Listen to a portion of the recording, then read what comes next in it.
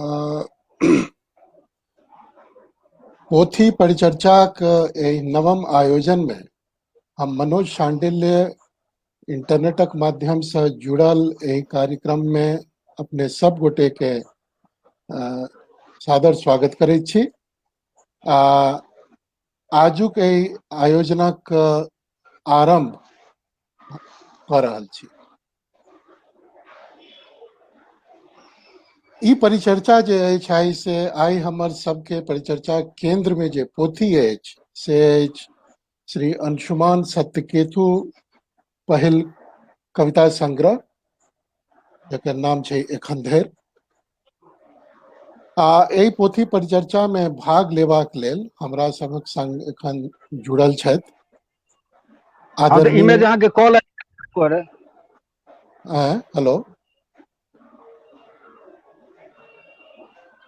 जी, तो एहि पोथी परिचर्चा में जे हमर आमंत्रित वक्ता लोकनि छथि ताहिमे सर्वप्रथम हम स्वागत करैत छियनि श्री प्रफुल्ल कोलाख्यान जी के। आदरणीय प्रफुल्ल कोलाख्यान वृत्ति से चाकरीजीवी छथि। हिंदी में 5टा पोथी प्रकाशित छनि जे कि मुख्यतः आलोचना आलेख संग्रह सब छनि। जेना कहलहुँ 5टा प्रकाशित पोथी छनि हिंदी में। साहित्य सेवा सम्मान आलोचना के लेल बिहार सरकार कोनो संस्था मार्फत भेटल छनि। एकर अतिरिक्त आलोचना के लेल प्रमोद वर्मा पुरस्कार छत्तीसगढ़ से प्राप्त केने छथि। मिथिलाक साहित्य ग्राम यदि कहल जाय तऽ से अछि कोइलख, आ ताहि कोइलख गामक छथि आदरणीय प्रफुल्ल कोलाख्यान। तऽ ई भेला हमर सभक पहिल वक्ता। एकर अतिरिक्त हमर दोसर वक्ता जे आइ छथि से छथि श्री नवनीत कुमार। नवनीत कुमार जी दरभंगा से छथि आर हिनकर जे छनि से एखन धरि एकटा हिंदी पोथी प्रकाशाधीन छनि आ शीघ्र बाहर आबि रहल छनि। कविताक पोथी छनि हिंदी में, शीर्षक छै एक जनपद की कविताएं। मैथिली से सेहो जुड़ल छथि। हम सब हमरा सबक विश्वास है जे शीघ्र मैथिली में सेहो हिनकर संग्रह हमरा सबके देखबा लेल भेटत। एकर अतिरिक्त हमरा सबक संग छथि रूपम कुमारी जी। आर रूपम कुमारी सेहो जे छै से हिंदी में लिखै छथि, लेकिन हिंदी के संग संग मैथिली में सेहो बहुत काफी दिन से ई जे छथि से रचनाशील छथि। अनेकानेक कविता और आलेख सब हिनकर विभिन्न पत्र पत्रिका में छपल छनि। एकटा मैथिली दोहा संग्रह चान उल्टी ठाढ़ अछि, ई शीघ्र प्रकाश छनि, किछु दिन के अंदर में आबि जेतनि। एकर अतिरिक्त हमर सभक एकटा आर वक्ता छथि श्री मैथिल प्रशांत। इंटरनेटक कोनो समस्या कारणे एखन धरि नहीं जुड़ि सकला है, मुदा हमरा विश्वास है जे बहुत शीघ्र वो हमरा सब संगे जुड़ि जेता। आर ई सब भेला हमर सबके पोथी पर चर्चा करबाक लेल जे हमर आमंत्रित वक्ता लोकनि छथि। संगे हमर केंद्र बिंदु में छथि लेखक श्री अंशुमान सत्यकेतु। अंशुमान जी वृत्ति से ई शिक्षक छथि आर मैथिली में हिनक ई पहिल जे पोथी छनि से प्रकाशित भेल छनि। एहि सब पहिने अनुवाद कार्य करैत रहला है। आ श्री अजीत आजादक पहिल कविता संग्रह युद्धक विरोध में बुद्धक प्रतिहिंसा हिंदी एवं अंग्रेजी में अनुवाद कऽ चुकल छथि अंशुमान जी। एकटा विराट साहित्यिक परिवार से अबै छथि। हिनकर रक्त में जे छै से साहित्य प्रवाहित होइ छनि। आर इहो श्री प्रफुल्ल कोलाख्यान जी जेना मिथिलाक ओहि भूमि से, ओहि कोइलख भूमि से अबै छथि जतऽ जते धान गहूम ओकर जमीन में उगै छै। हमरा लगैया ताहिसँ बेसी जे छै से साहित्य जन्मै छै ओहि माटि से। ताहि गाम कोइलखक छथि श्री अंशुमान। आर हिनके पोथी एखन धरि पर हम सब ई जे छै से पोथी परिचर्चा आइ करै जाय। आगू बढ़वा से पहले कनी एक रति जे छै से आयोजनक स्ट्रक्चर के बारे में कही दी तऽ 3टा भाग में एकरा हम सब बांटब। पहिल भाग में जे छै से अंशुमान जी के पोथी पर हमर वक्ता लोकनि जे छै से एकटा समीक्षात्मक अपन जे छै से वक्तव्य देता और तकर बाद जे छै से दोसर सत्र में हम सब ई समीक्षात्मक जे वक्तव्य रहते ताहि में से निकलल जे किछु महत्वपूर्ण बिंदु सब रहत ताहि पर जे छै से एकटा विमर्श करब और अंत में जे छै से मने परिचर्चा के अंत में से हमर जे प्रतिभागी सब छै तिनकर सबके जे छै से एकटा क्लोजिंग स्टेटमेंट ले और आयोजनक अंत करबा से पहले हम सब अंशुमान जी से अंशुमान जी के सेहो सुनबनि और एहि बीच में जो पाठकक किछु हमरा लग जो कोनो प्रश्न सामने आयत तऽ तकरो हम सब सामने रखबाक प्रयास करब। तऽ आब हम सब आरंभ करी। प्रायः 7 मिनट ऊपर भऽ चुकल है कार्यक्रम शुरू भेला से। तऽ पहिल सत्रक हम सब आरंभ करबनि। वक्ता लोकन से निवेदन जे एहि सत्र में अपन वक्तव्य के यथासंभव 5-7 मिनट तक में यदि हम सब सीमित कऽ सकी तऽ ताकि 1.5 घंटा के कार्यक्रम में बहुत रास गपशप करबा के पहिल सत्र में 5-7 मिनट में यदि अपन वक्तव्य के हम सब समेट सकी तऽ बढ़िया है। मुदा जो किछु तेहन महत्वपूर्ण बात रहल तऽ 7 मिनट या 8-9 मिनट भऽ जेतै तऽ कोनो तेहन दिक्कत नहीं। तऽ हम सबसे पहले आयोजन में आयोजन में अंशुमान जी एखन धरि पर वक्तव्य देवा ला हम आमंत्रित करे छियनि श्री प्रफुल्ल कोलख्यान जी के। सर अपने शुरू करें।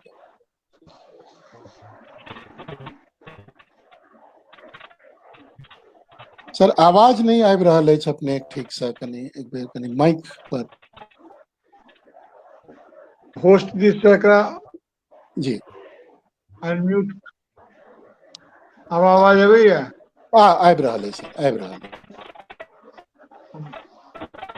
सब गोटा के नमस्कार। जे गोटा लाइव देख रहल छी आवाज छी प्रोग्राम में प्रतिभागी छी बिल्कुल समय सब के ध्यान से रखबाक चाहिए।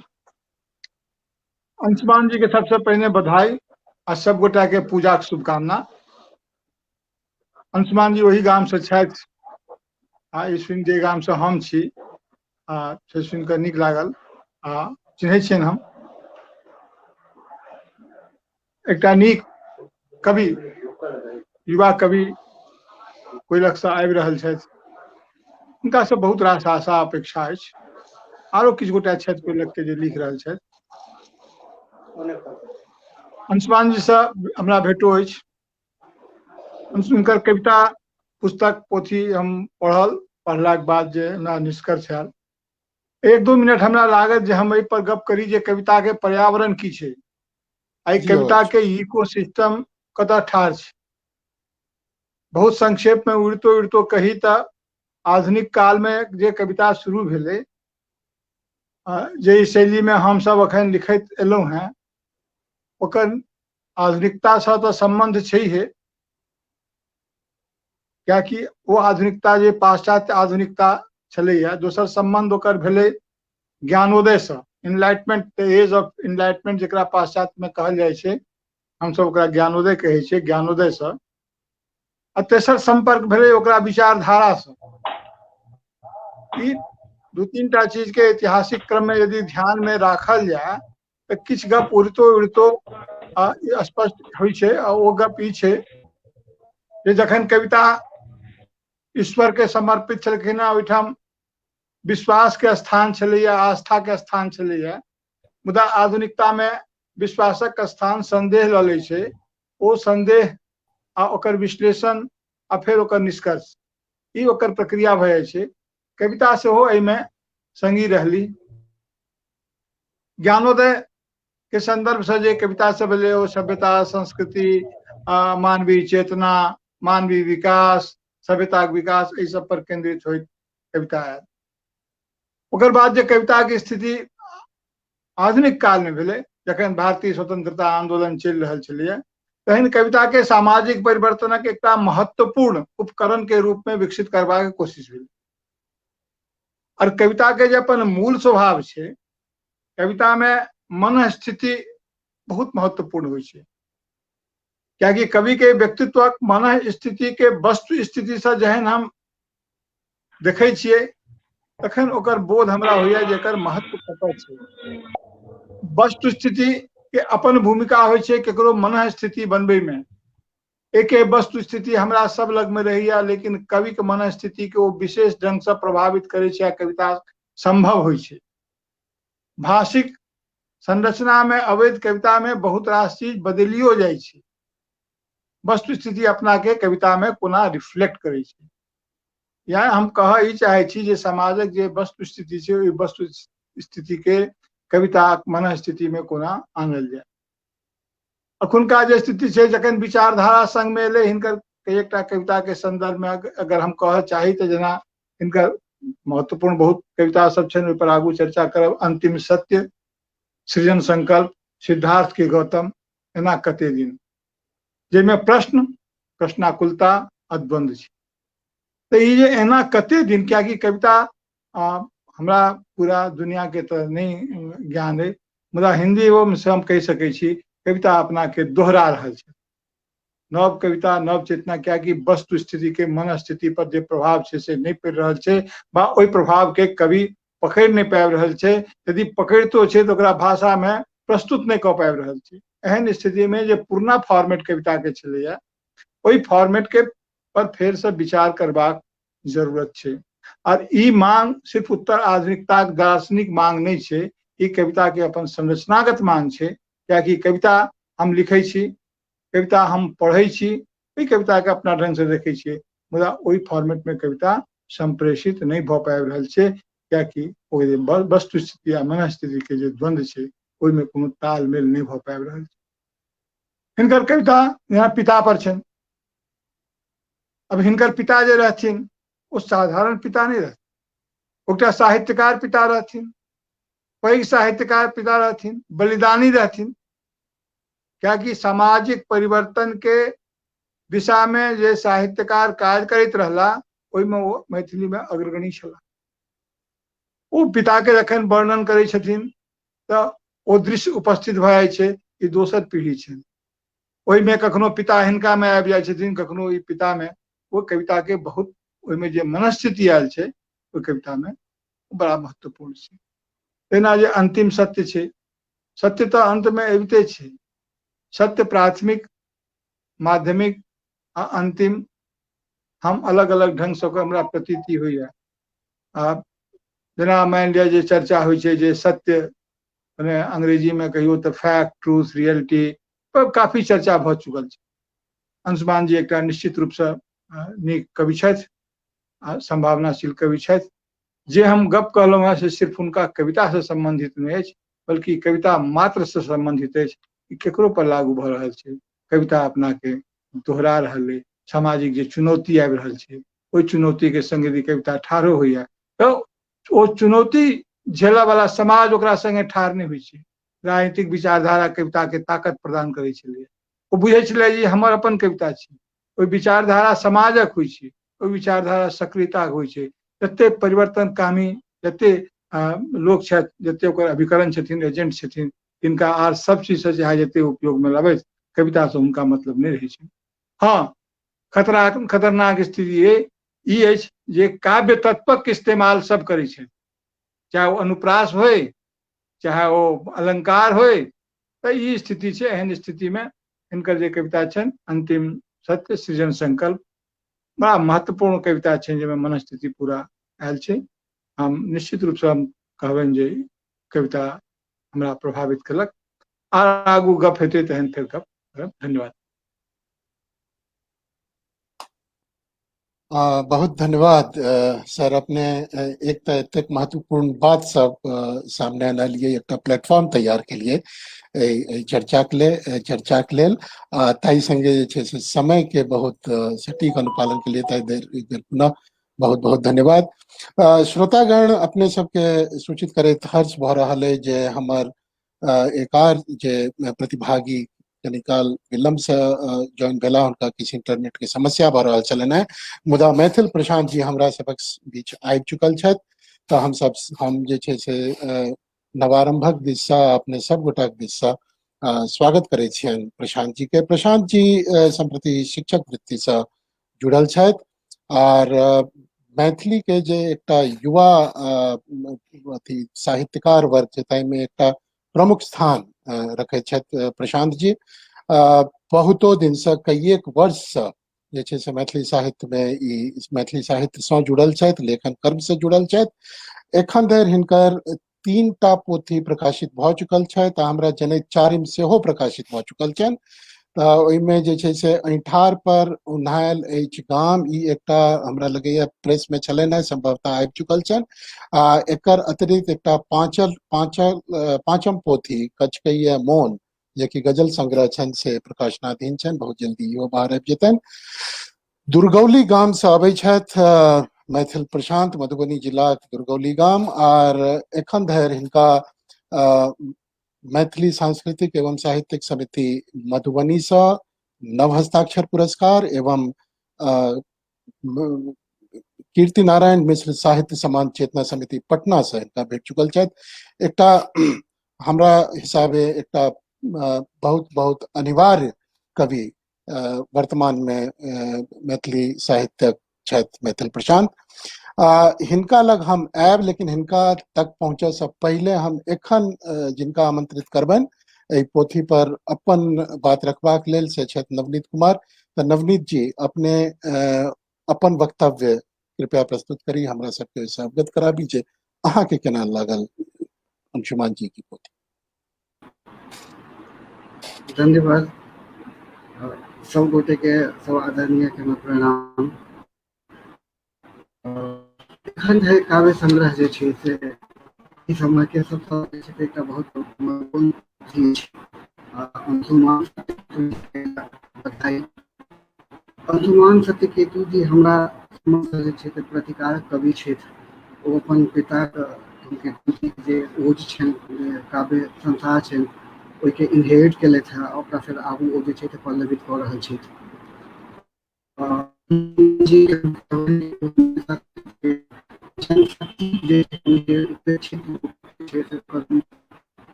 कविता में सबसे इम्पोर्टेंट पार्ट में जीवन कवि छथि, जीवन कवि छथि, जीवन संघर्षक कवि छथि।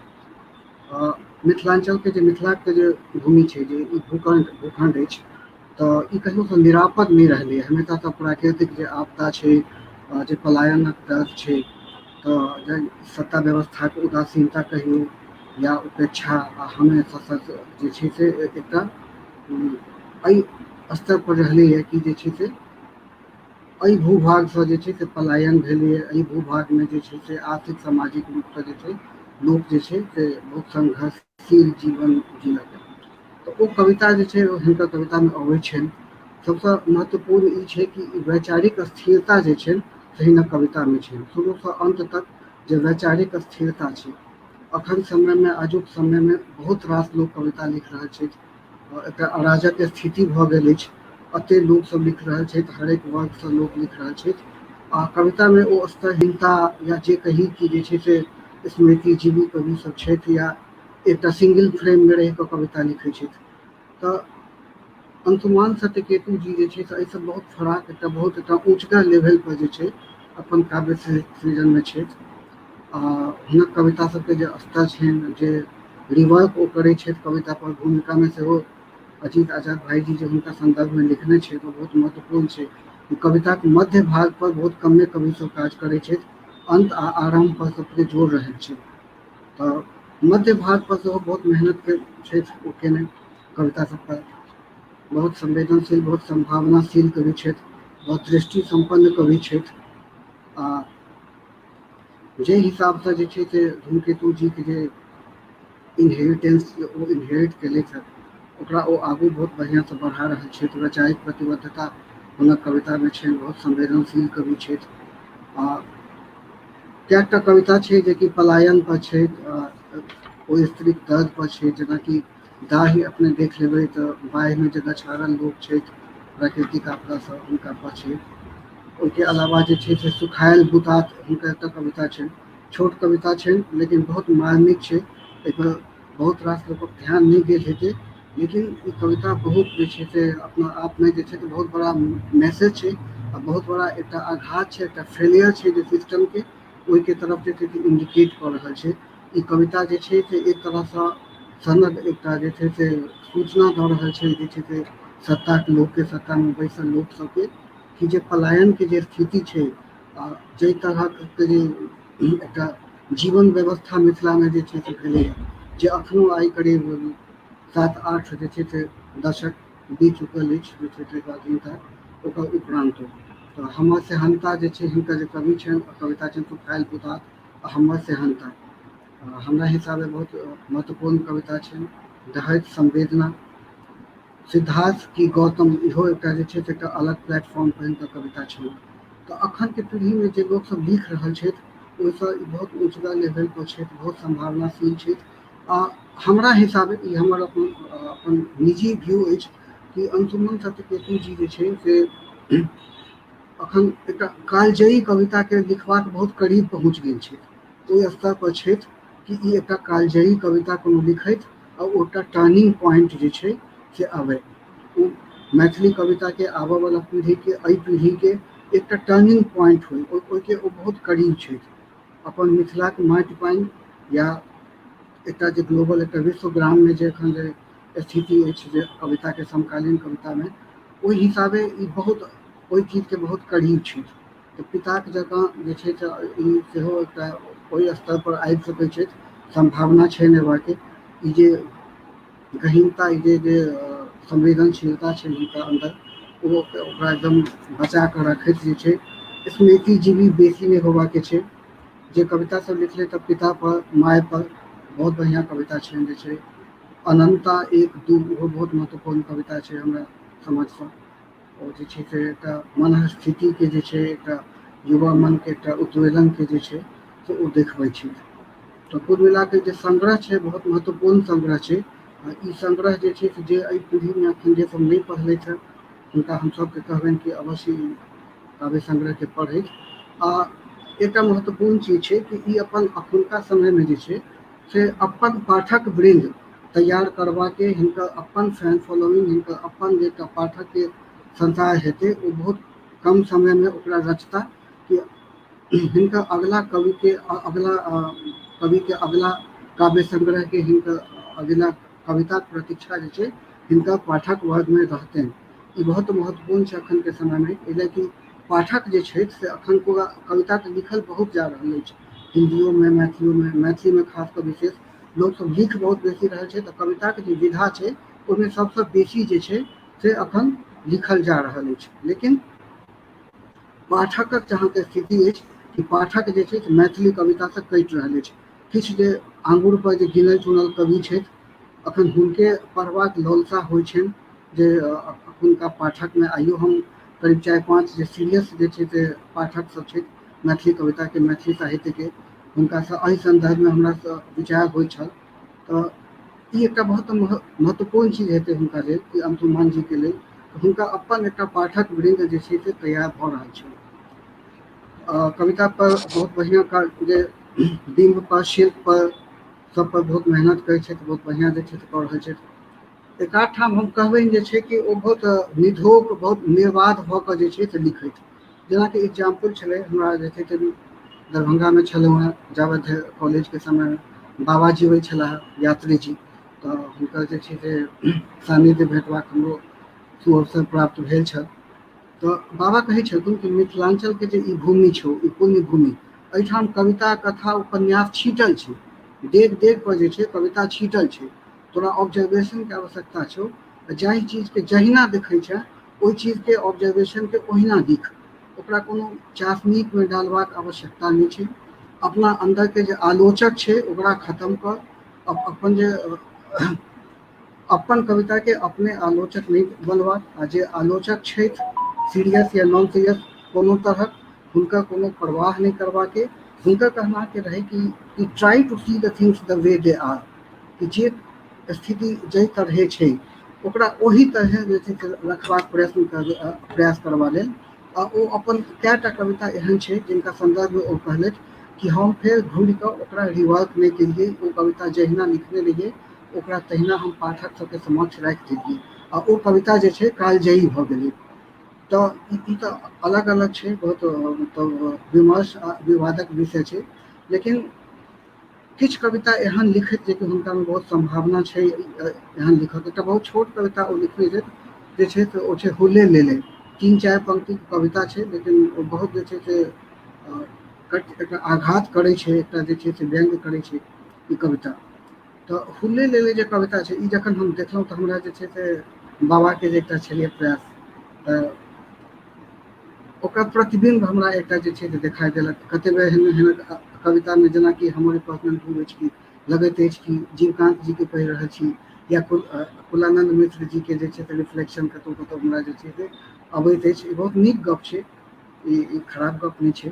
तो हम कहबनि कतहु कतहु अंशुमान सत्यकेतु जी, तऽ हमर अनुग्रह अछि, हुनकासँ आग्रह अछि कि एहन कोनो कविता एकटा बिल्कुल जे छै से एकटा एकदम भावावेश कहू या एकदम जे छै से एकदम आवेशमे जे छै से एकटा इम्पल्समे जे छै, जेना बाबा जे छै कतेक ठाम इम्पल्समे जे छै से किछु कहि दै छलखिन हेँ, इम्पल्समे किछु लिख दै छलखिन हेँ। जेना लोग रामकृष्ण परमहंसके बारेमे लोग कहै छै कि अर्धमूर्छा के स्थिति में वो कुछ भी कह जाते थे, कुछ भी लिख जाते थे। तऽ एहन बाबामे छलै ने। अखुनका जे समय छै, अखुनका जे कवि सब छै, ताहिमे अंशुमान जीमे हमरा ई बहुत संभावना दिखाई दऽ रहल अछि कि एहन कविता किछु लिखैत जे छै, जेना हुल्ले ले लिखलथि है, एहि तरह कोनो कविता लिखैत जे प्रति रिवर्क नहि करैत, एकदम वन गो वन शॉट में लिखैत, एकदम मतलब जे छै से अर्धरात्रि में लिखैत, या कोनो मतलब एहन कोनो जे छै से विचारे लिखैत, कोनो एहन आवेग, एहन कोनो भावावेश में लिखैत जेकि एकटा कालजयी कविता होबाक जे छै से स्थान रखै, आ पाठक के जे छै से ई कविता जे छै से कचोटै, ओकर मन के जे छै फराक करै। एहि कि जे छै ने हमसब जे जते बिंब अनुप्रास आ शिल्प देखै छियै ने, जे पहनाहा सब क्षेत्र जे छै ओ कते बेर जे छै हुनका लगै छनि कि नहि सब गोटा तऽ अहिना लिखै छै कविता। हमर अपनो कविता पर कएटा एहन लोक छथि जे खुद मतलब कवि नहीं छथि, साहित्यकार नहीं छथि, लेकिन वो बहुत नीक पाठक छथि। वो सब कहे छथि कि तुम जैसे लिख रहे हो ना, तो इस तरीके से मैं कई सारी कविताएं पढ़ता हूँ इसी विषय पर, तो इससे हट के लिखो तुम।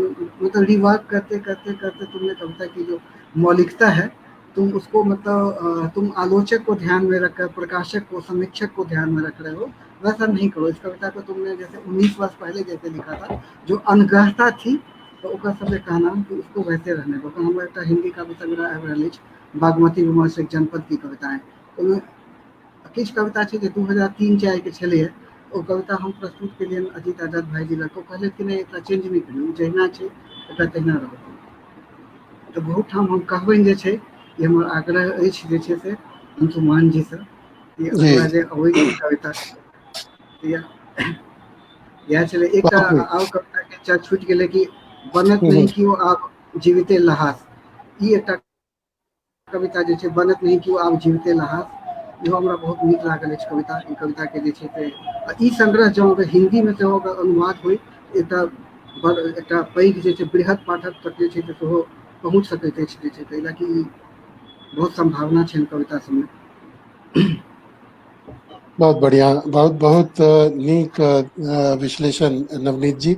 और नवनीत जी हम फेर अहाँ लग आयब अगला राउंड में, तो निश्चित रूप से। ताहिसँ पहिले आब हम कनिक आगू बढ़ि कऽ हम प्रशांत जी के आब आमंत्रित करबनि, जे ओ जेना एहि पोथी के अंशुमान जी के पहिल कविता संग्रह के पढ़लखिन है, तऽ हुनकर ई पोथी पढ़लाक बाद में प्रशांत जी अहाँ मोन में कोन तरहक विचार उत्पन्न भेल, समग्र रूप से एहि पोथी पर अहाँ के विचार अछि?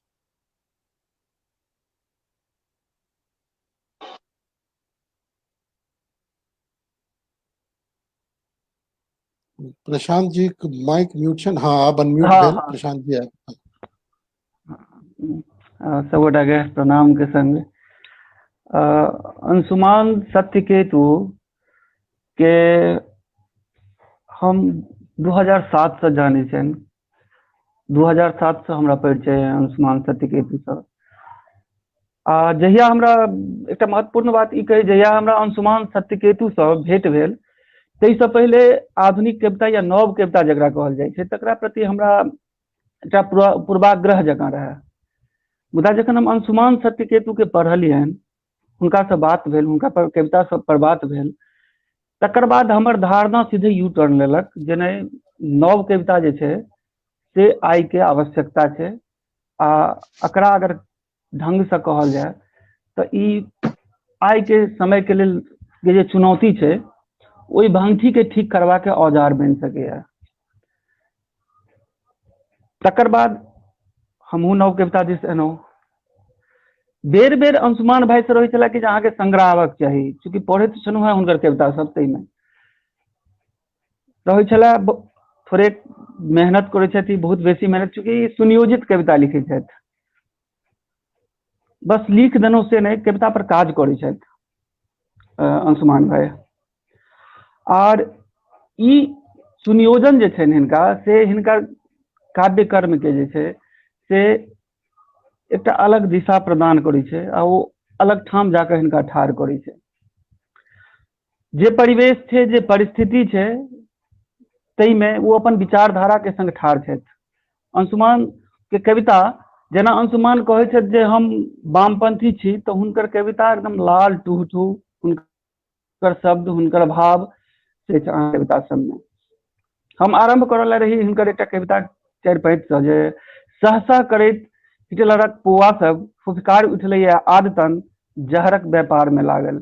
कहबाक अभिप्राय छै जे ई एकटा जे कवि छथि से सत्ता के आंखि में आंखि मिलाकर सत्ता के दमसावा के हयाव राखे छथि अपना कविता के बदौलत, अपना कविता के दम पर। ई से हिनकर कविता में बेर बेर अहाँ के अभृत भेटैत छै।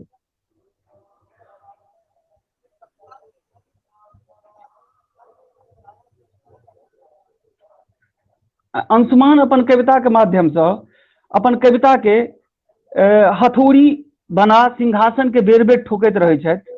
हिनकर कविता के जे स्थिति छनि, वैचारिक पक्ष हम कहलहुँ हैं, शब्द चयन जे हिनकर छनि, अंशुमानक कविता के शब्द चयन सबसे बेसी हमरा आकर्षित करैत अछि, एहि दुआरे कि जे मैथिली के जे अपन निजगुत शब्द सब छै ओकरा ओ फेर से जेना उड़ाही कयल जाइ छै तेना ओ करै छथि। जखन कि एखनुक समय में एकटा विचित्र उद्भव उठल है जे एक तरहक उकबा थिक जे ओहन साहित्यकार सब जिनकर रचना में मैथिली के निजगुत शब्द प्रयोग अक्सर अहाँ भेटैत अछि। एहिसँ पैघ त्रासदी कोनो भाषा के लेल आर की हेतै जाहिमे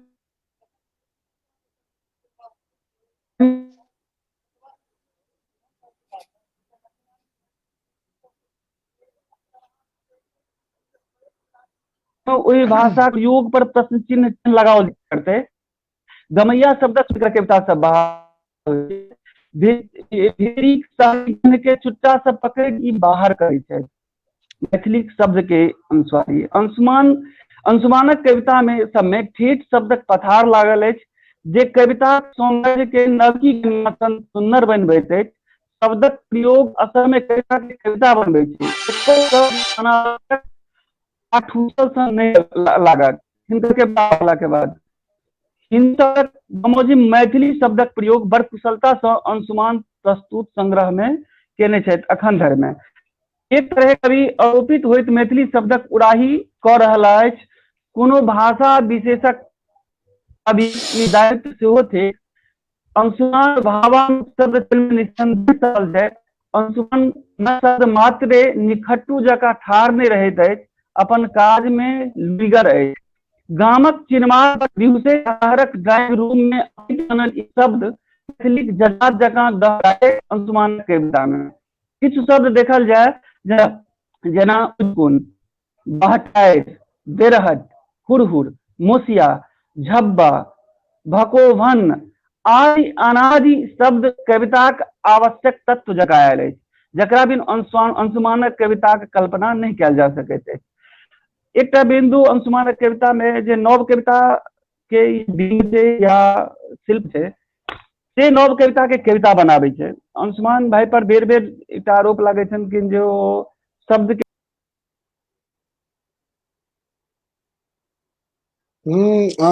प्रशांत जी के इंटरनेटक समस्या भऽ रहल छनि। हमरा उम्मीद है जे ओ फेर से हमरा सभक संग जुड़ता, जखन अबै छथि पुनः हुनकर वक्तव्य हम सब चालू राखब। बहुत महत्वपूर्ण बात सब एखन धरि हमर सभक तेसर वक्ता असल में बिंब ओ शब्द अपन वक्तव्य बता रहल छथि। कल्पनाक माध्यम से इंद्रिय अनुभव के नींव अछि। बिंब नितन पदार्थ नहीं अपितु ओकर ठाढ़ थिक से डॉक्टर केदारनाथ सिंह कहैत।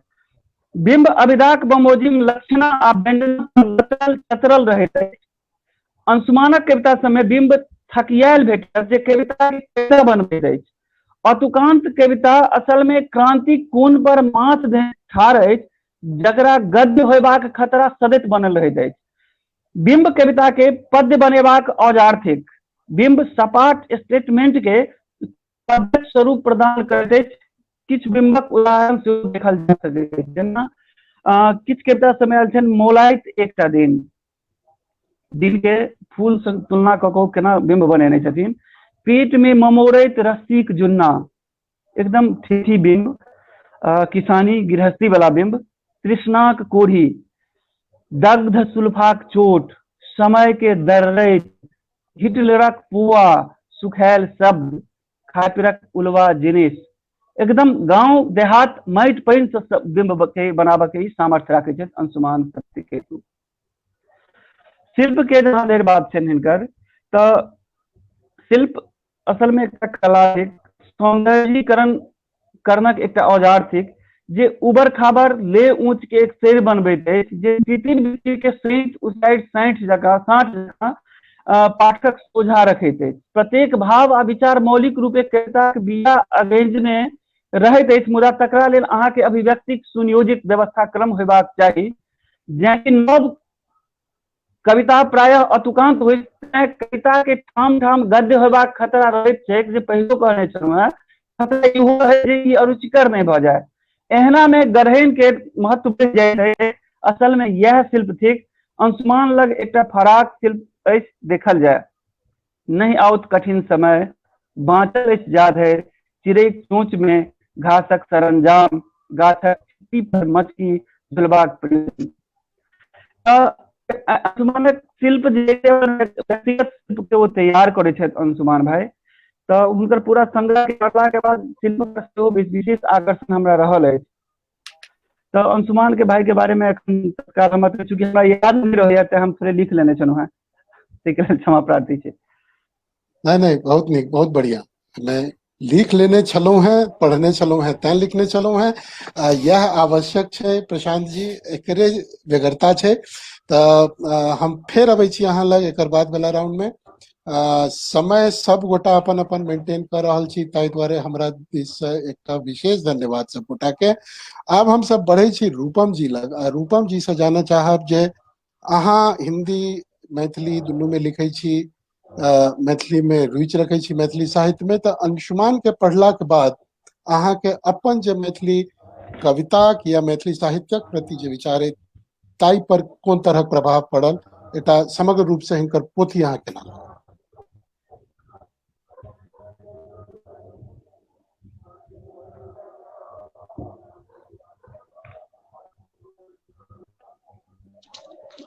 हमर आवाज पहुँचे है ठीक से? हाँ हाँ, आबि रहल है आवाज। हाँ, अपने शुरू करिए। जी, सबसे पहिने तऽ सब गोटे के प्रणाम।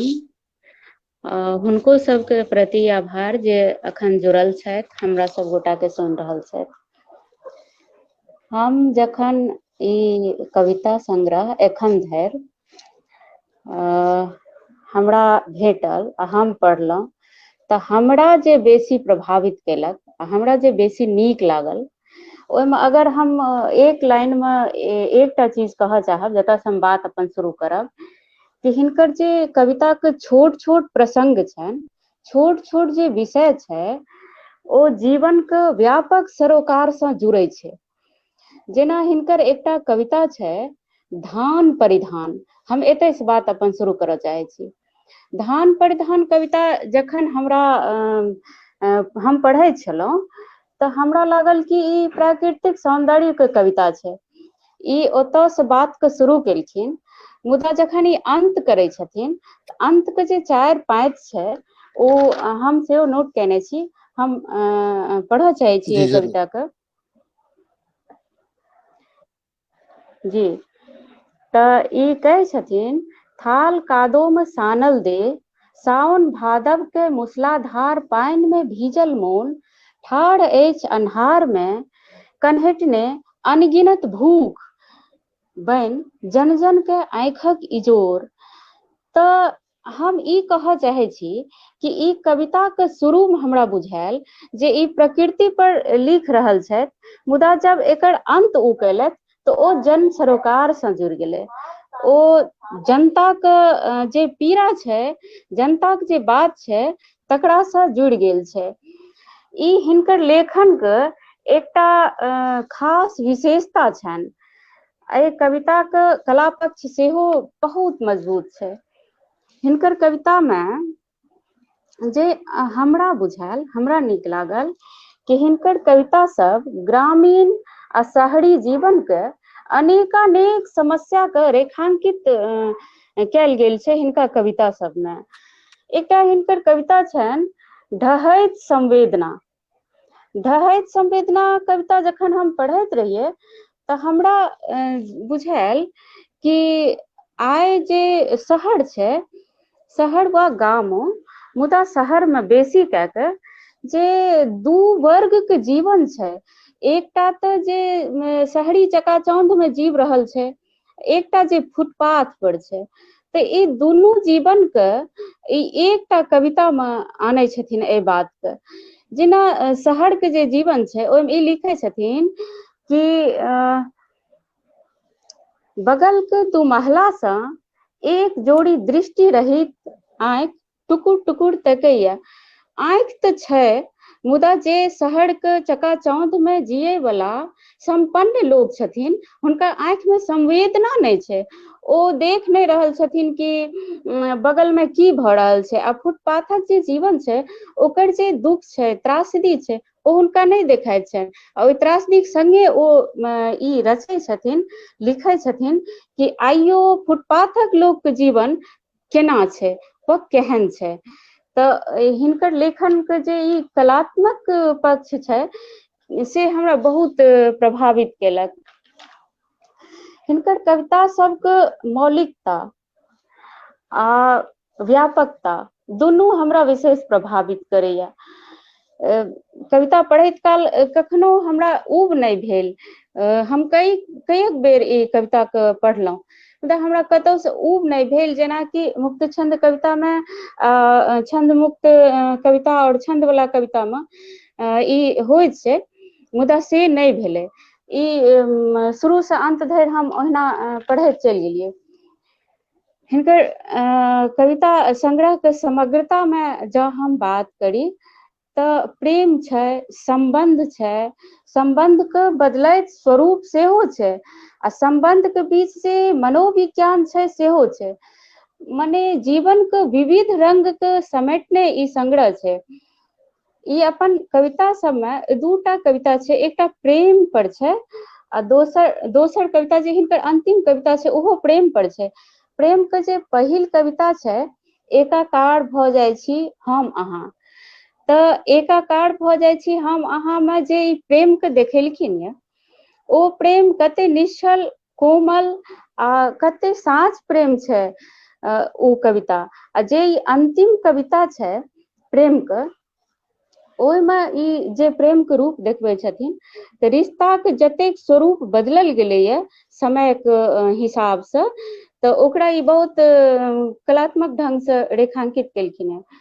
दोसर प्रेम कविता जे अंतिम छै, ओकरामे जे आइके युगके अजुका पीढ़ीके लोकमे जे परिवर्तन भेलैए, ओकरा ई रेखांकित केने छलखिन। जे हम बुझलियै, हमरा पढ़ला पर जेहन लागल, तऽ हिनका कविता पर हम ई कहऽ चाहब कि हिनकर जे संपूर्ण कविता संग्रह छै, ओ मानव जीवन के कविता छै, संवेदना के कविता छै, विद्रोह के कविता सेहो छै।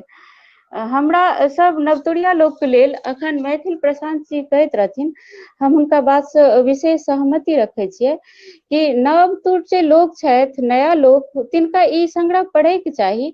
आ कविसँ ई चीज सीखैके चाही कि केना बिंब आ प्रतीक के माध्यम से बहुत गंभीर से गंभीर बात के बहुत सहज ढंग से श्रोता पाठक धरि पहुँचाबै में ई सफल भेल छथि। कोनो गंभीरो विषय के ततेक सहजता से ई कहै छथि जे बुझै में कनियो दिक्कत जी नहीं होइ छै।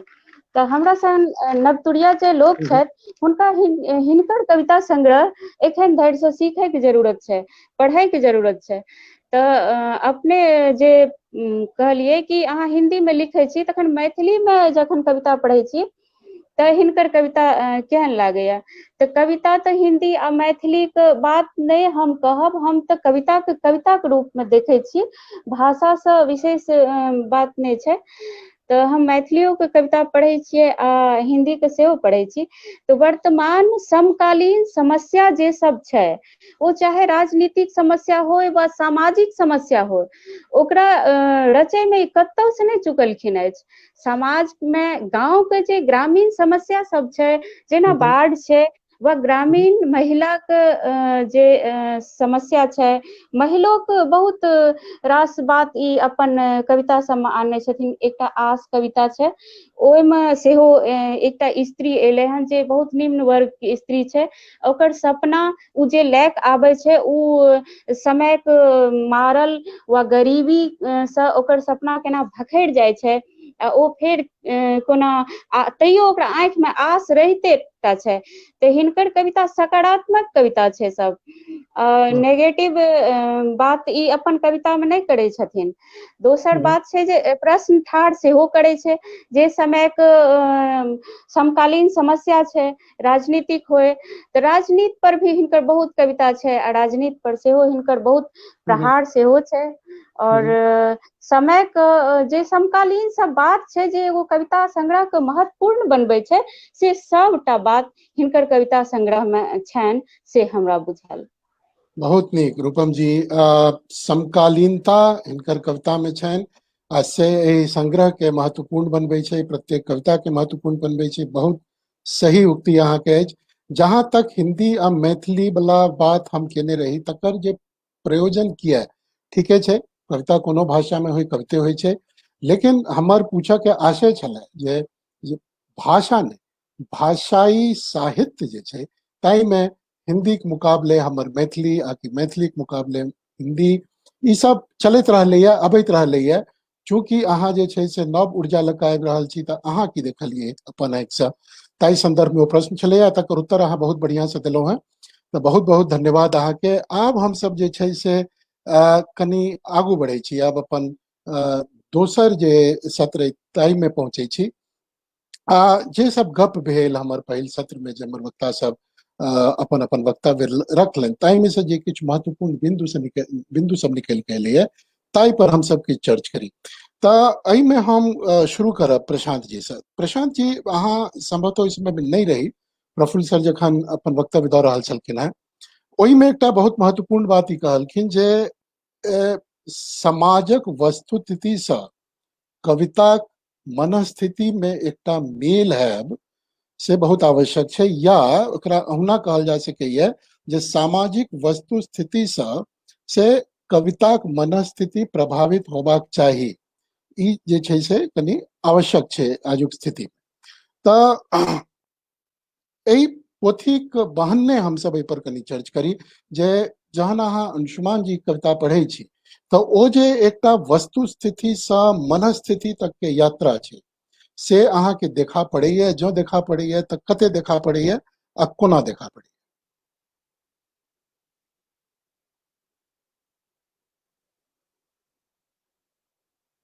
प्रशांत जी के माइक संभवतः म्यूट छनि, अनम्यूट केनाइ आवश्यक है।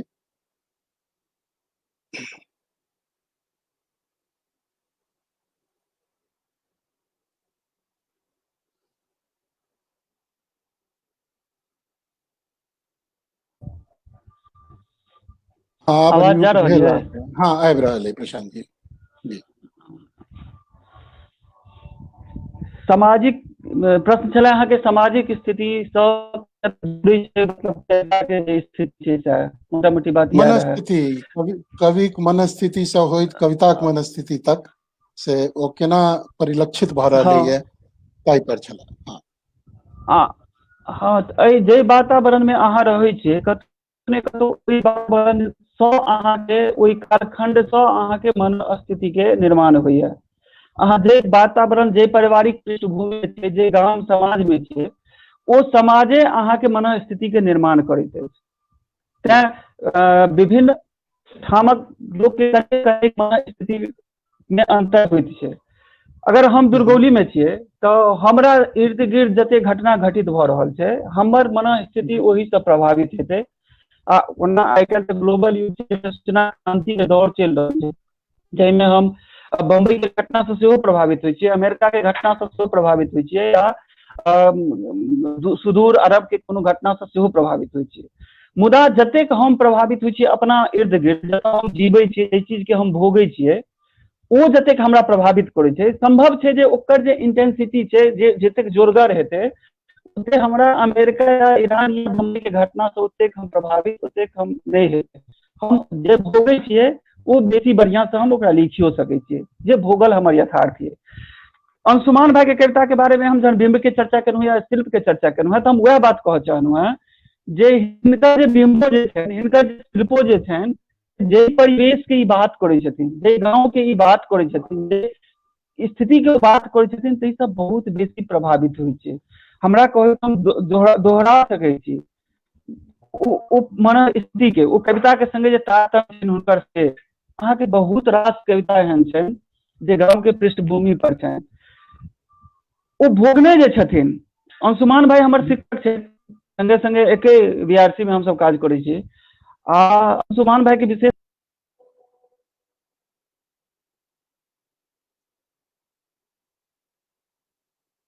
प्रशांत जी फिर कटि गेला। इंटरनेट सबसे पैघ समस्या है। इंटरनेटे एकटा चीज है जे हमरा सबके एहन सन समय में एक संग जोड़ के रखने एहि तरहक महत्वपूर्ण आयोजन करवा में हमरा सबके मदद कर रहा है। लेकिन समस्या एते से अबैया जे हमर आवाज यदि आबि रहल है की?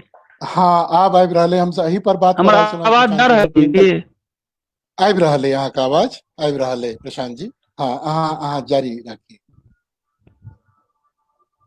हमर आवाज जा रहल है की? जी प्रशांत जी अहाँके आवाज आबि रहल है, अहाँ सुनि पाबि रहल छी? अच्छा अहाँ सुनि पाबि रहल छी हाँ जी जी जी तऽ ओ अहाँ जे बाजू। सामंजस्य छै से हाँ से ओ सामंजस्य अंशुमान भाई के कविता संग्रह के पढ़ला के बाद हमरा ठाम ठाम भेटल है जे जे जे मनस्थिति कवि के छनि जे समाज के छनि वह बात कतौ कहि रहल छै से बढ़िया जगह कहि रहल छै। वाह वाह हाँ भैया बहुत सुंदर बहुत धन्यवाद।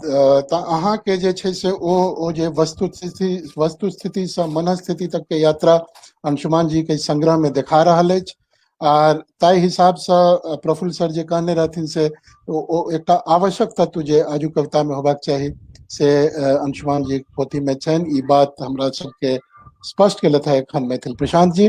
आब हम ऐसे कनिक आगू बढ़ी और हम अबै छी पुनः प्रफुल्ल कोलख्यान जी लग।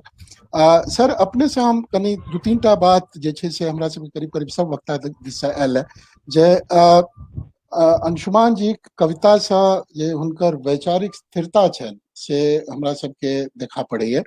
माने वैचारिक स्थिरता के अर्थ हमरा लगैया ई नहीं छै जे ओ एकदम जे छै से स्थिर भऽ गेल छथि कतौ। वैचारिक स्थिरता के मतलब जे ओ इम्हर उम्हर भटकाव नहीं छनि हुनकर अपन विचार में।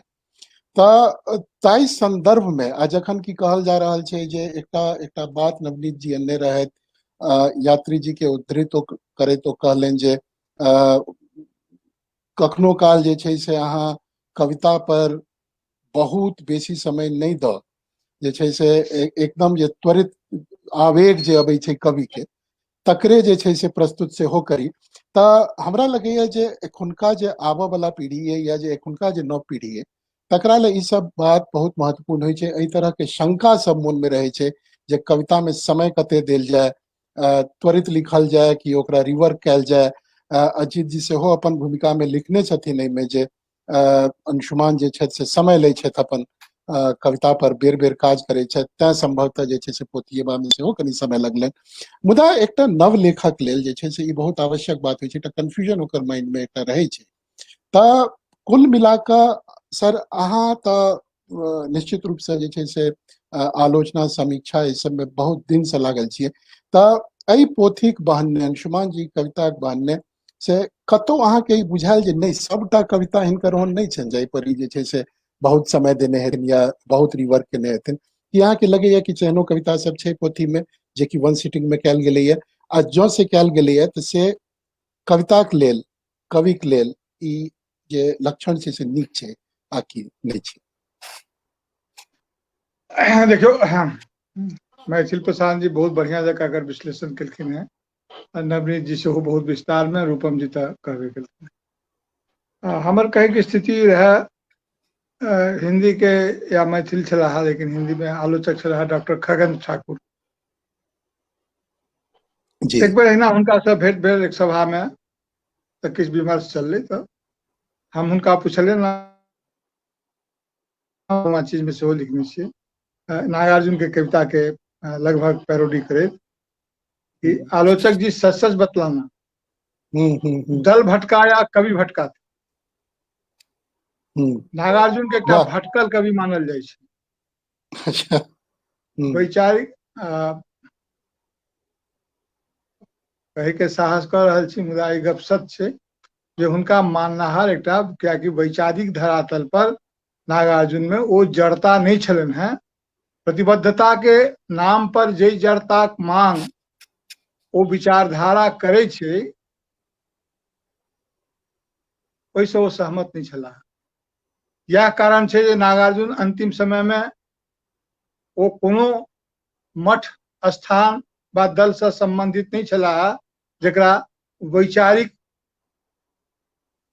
मठ कहल जाइ छै। बहुत संक्षेपे में अवकाश छै हम कहे के। मुक्तिबोध एक तरह से कविता लिखे छला, बहुत मेहनत करे छलखिन। कविता पर मेहनत केनाइ सबसे कठिन काज छै। कविता लिखनाइ जतेक आसान छै, ओहि पर मेहनत केनाइ ओहिसँ क्या गुना ज्यादा कठिन काज छै, सब नहीं कऽ सकते। सत्यकेत जी करे छथि, सत्यकेतु जी से एकटा पैघ गप। गद्य के अहाँ बेर बेर सृजन कऽ सकै छी, मुदा कविता के यदि अहाँ बहुत काज ओहि पर करे छियै तऽ अक्सर ओ रक्षा में हत्या भऽ जाइ छै, अक्सर। सत्यकेत जी एहिठाम कम भेल छनि। रहले बिंब के गप, बिंब विधान, उपमा, अलंकार, ये सब चीज भाषा में साहित्य में काज करे छै। हम मुक्तिबोध के संदर्भ में कहते रहे बहुत काज करैत रहे। एकटा इंटरव्यू में हम कहने रहिए जे मुक्तिबोध कविता लिखे छला, मुक्तिबोध के कविता धनखेत जकाँ छै। यदि अहाँ के शुद्ध चाउर चाही तऽ मुक्तिबोध अहाँ लेल बेकार छै। यदि अहाँ को खेत चाही जेमे धान उपजे छै तऽ मुक्तिबोध से पैघ अहाँ के दोसर कोनो हिंदी कवि नहीं भेटत।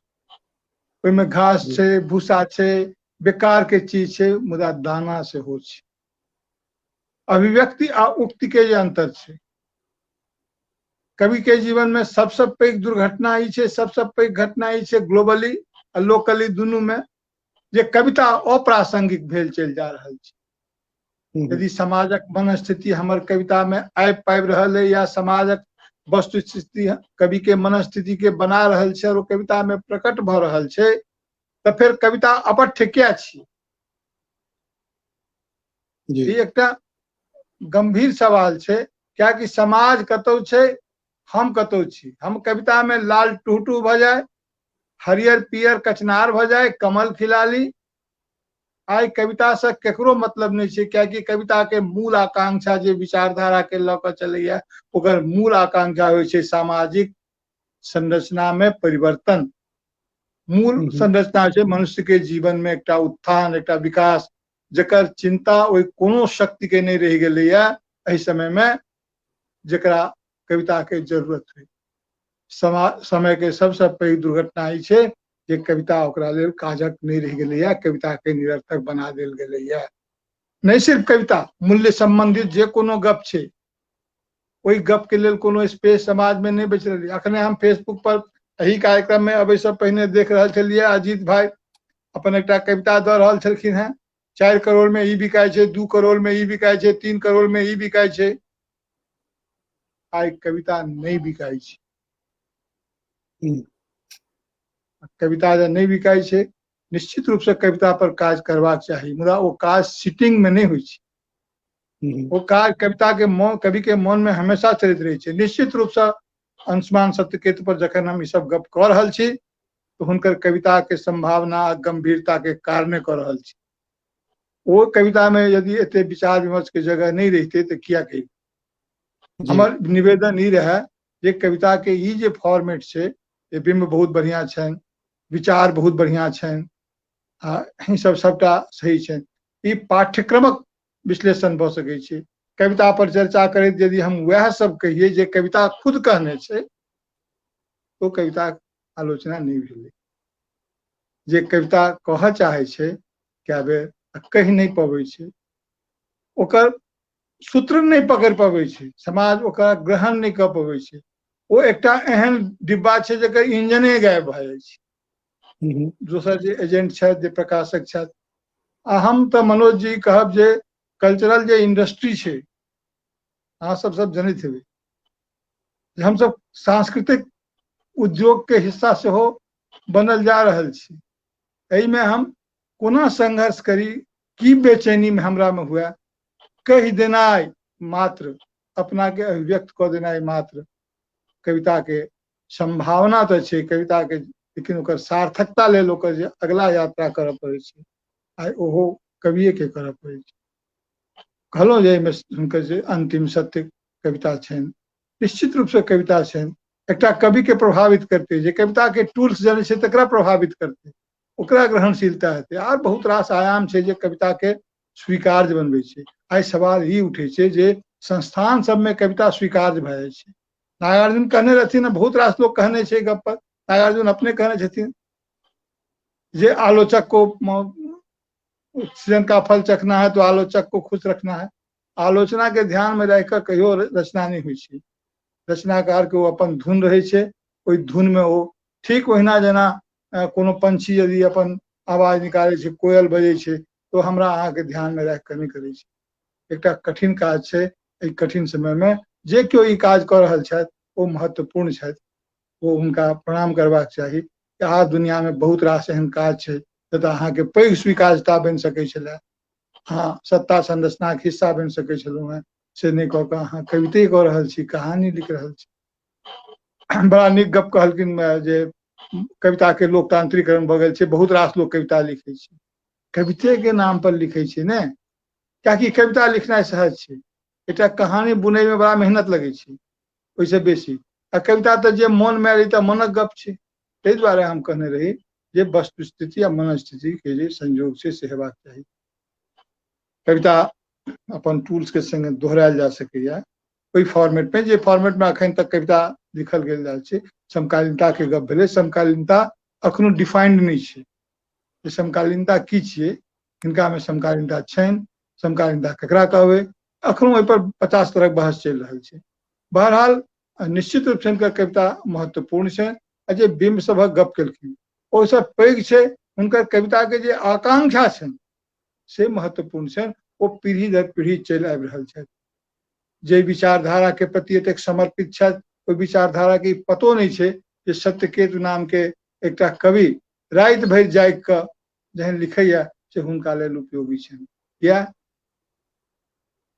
केकरो खबेर नहीं छै, केकरो लेल उपयोगी नहीं छै। ताहि दुआरे ई बिल्कुल एकांत साधना छै। आप कहब ई जे बहुत महत्वपूर्ण विचार सब आबि रहल छै, लेकिन कविता के रीएफर्म करबा के ई समय छै ग्लोबली। एहिला सिर्फ सत्यकेत जी नहीं हमसे नहीं कहल जाए, हमहूँ काम आगू गप हेतै फिर जी। मतलब देखियो एहि तरहक आयोजन जे छै सर, एकर जे मुख्य जे आवश्यकता छै या जे उद्देश्य छै से यह छै जे हम सब एकटा पोथी आ ओहि पोथीक लेखकक जे मनोवृत्ति छै तकर बहन में से आजुक मैथिली साहित्य पर हम सब विमर्श करी, विचार करी। हमरा हमर साहित्य लेल की नीक है, हमरा आर की करबाक है, तऽ अपने जाहि तरहक बात सबके उठेलियै या हमरा लगैया निश्चित रूप से ई सब जे छै हमरा सब गोटे लेल, मात्र अंशुमान जी लेल नहीं, हमरा सब गोटा लेल से बहुत बहुत महत्वपूर्ण भऽ जाइए। तऽ एहि संदर्भ में हम आब रूपम जी कनि अहाँ दिस अबै छी, आर प्रशांत जी जी एकटा ई हाँ हाँ हम ई जी कहऽ चाहै छी, यदि जी जी अनुमति हुई तऽ, हाँ हाँ जी जी जे अवश्य अवश्य सर। मैथिली कविता के जे हम पढ़ने छी एम्हर आधुनिक हम्म कविता के, हम्म हम निश्चित रूप से एकटा धारणा अहाँके कहि दै छी, हम्म जे मैथिली में कविता के श्रेष्ठता के उच्चता के बहुत अधिक संभावना छै, कियाकि एहिठाम रॉ मटेरियल बहुत छै, आ जे कविता सब आबि रहल छै ओकरा लग में फिनिश्ड माल बहुत छै। यदि हम अपना रॉ मटेरियल के ठीक ढंग से, जेना कहलखिन जे बाबा कहने रहथिन, तऽ बाबा के कहे के मतलब ई छनि जे रॉ के रॉ जकाँ अहाँ यदि पकड़िए, कच्चा के कच्चा माल जकाँ, तो अहाँ के आय कविता में कच्चा माल के जरूरत छै। आ हिंदी मैथिली कविता कोनो भाषा कविता से श्रेष्ठ भए जाइ छै, लेकिन एकरा में एकटा दिक्कत तखन पैदा भए जाइ छै जखन ई सोचऽ लगै छै तुलनात्मक अध्ययन। जी तुलनात्मक अध्ययन में जहन थीम के कारण, जे सब तुलनात्मक अध्ययन में काज करने छथिन, जे थीमेटिक क्रिएशन जखन होइ छै, जे अहाँ लग में की थीम अछि, वही थीम पर रचना भऽ रहल छै। जेना एकटा सबसे पैघ थीम हमरा सब में पॉलिटिक्स, युद्ध है, फिर धर्म सेहो एकटा थीम अखन बनि गेलै, सेक्स, तो जे थीम जहन देखबै तऽ मैथिली साहित्य के जे अपन लोकली अवेलेबल थीम छै, ओ केकरो से बेसी बढ़िया छै। धन्यवाद। जी बहुत बहुत धन्यवाद सर। ठीके कहलिए, ई जे छै से हमरा लगैया हमर जनरेशन के या हमर बादक जनरेशन के जे हमर कवि सब छथि, सबके कखनो ने कखनो ई बात मन में जरूर अबैत छनि जे हम जे अपन हमर जे तरीका है, जे हमर एकटा प्रोसेस है कविता लिखबाक, से प्रोसेस केहन होबक चाही। अंशुमान जी के बारे में जखन हम ई कहै छी जो समय लै छथि अपन कविता लिखऽ में, तकर अर्थ ई नहि होइ छै जे ओ समधान का मतलब बहुत विचार के जे अच्छा हमरा आब जे अगला कविता में ई करबाक चाही, कियाकि यह जे छै से हुनका थीम जेना अपने कहलिए से चलि रहल छै, तऽ से वाला बात नहीं छै। हुनका समय एहि दुआरे नहीं लगे छनि जे ओ थीम के तख्तियान करै छथि, हुनका जे समय लगे छनि से एहि दुआरे लगे छनि जे ओ मने एकटा जे कहै छै जेना दूध के औंट औंट के जे खोआ बनायल जाइ छै, ताहिमे समय लगे छै।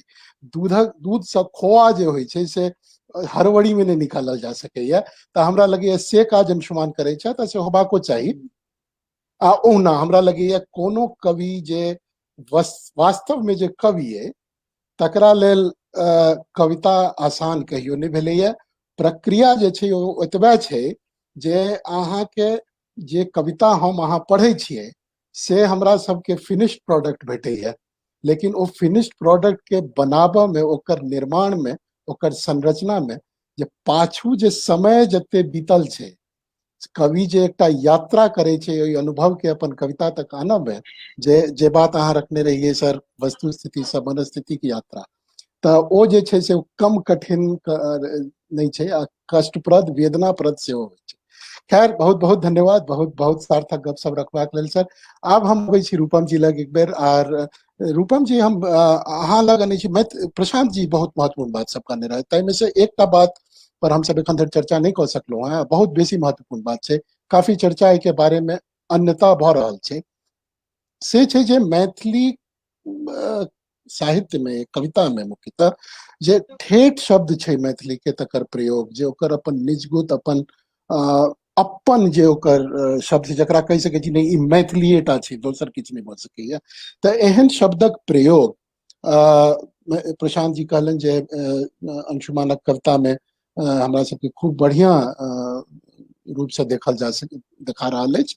तऽ अहाँके ई कते प्रभावित करैया, या एहि विषय में अहाँके अपन की विचार अछि?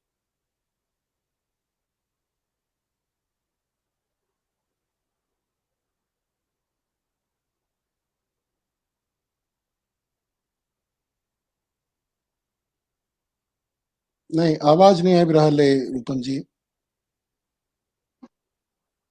जी जी आवाज हाँ आवे? आब आबि रहल है जी।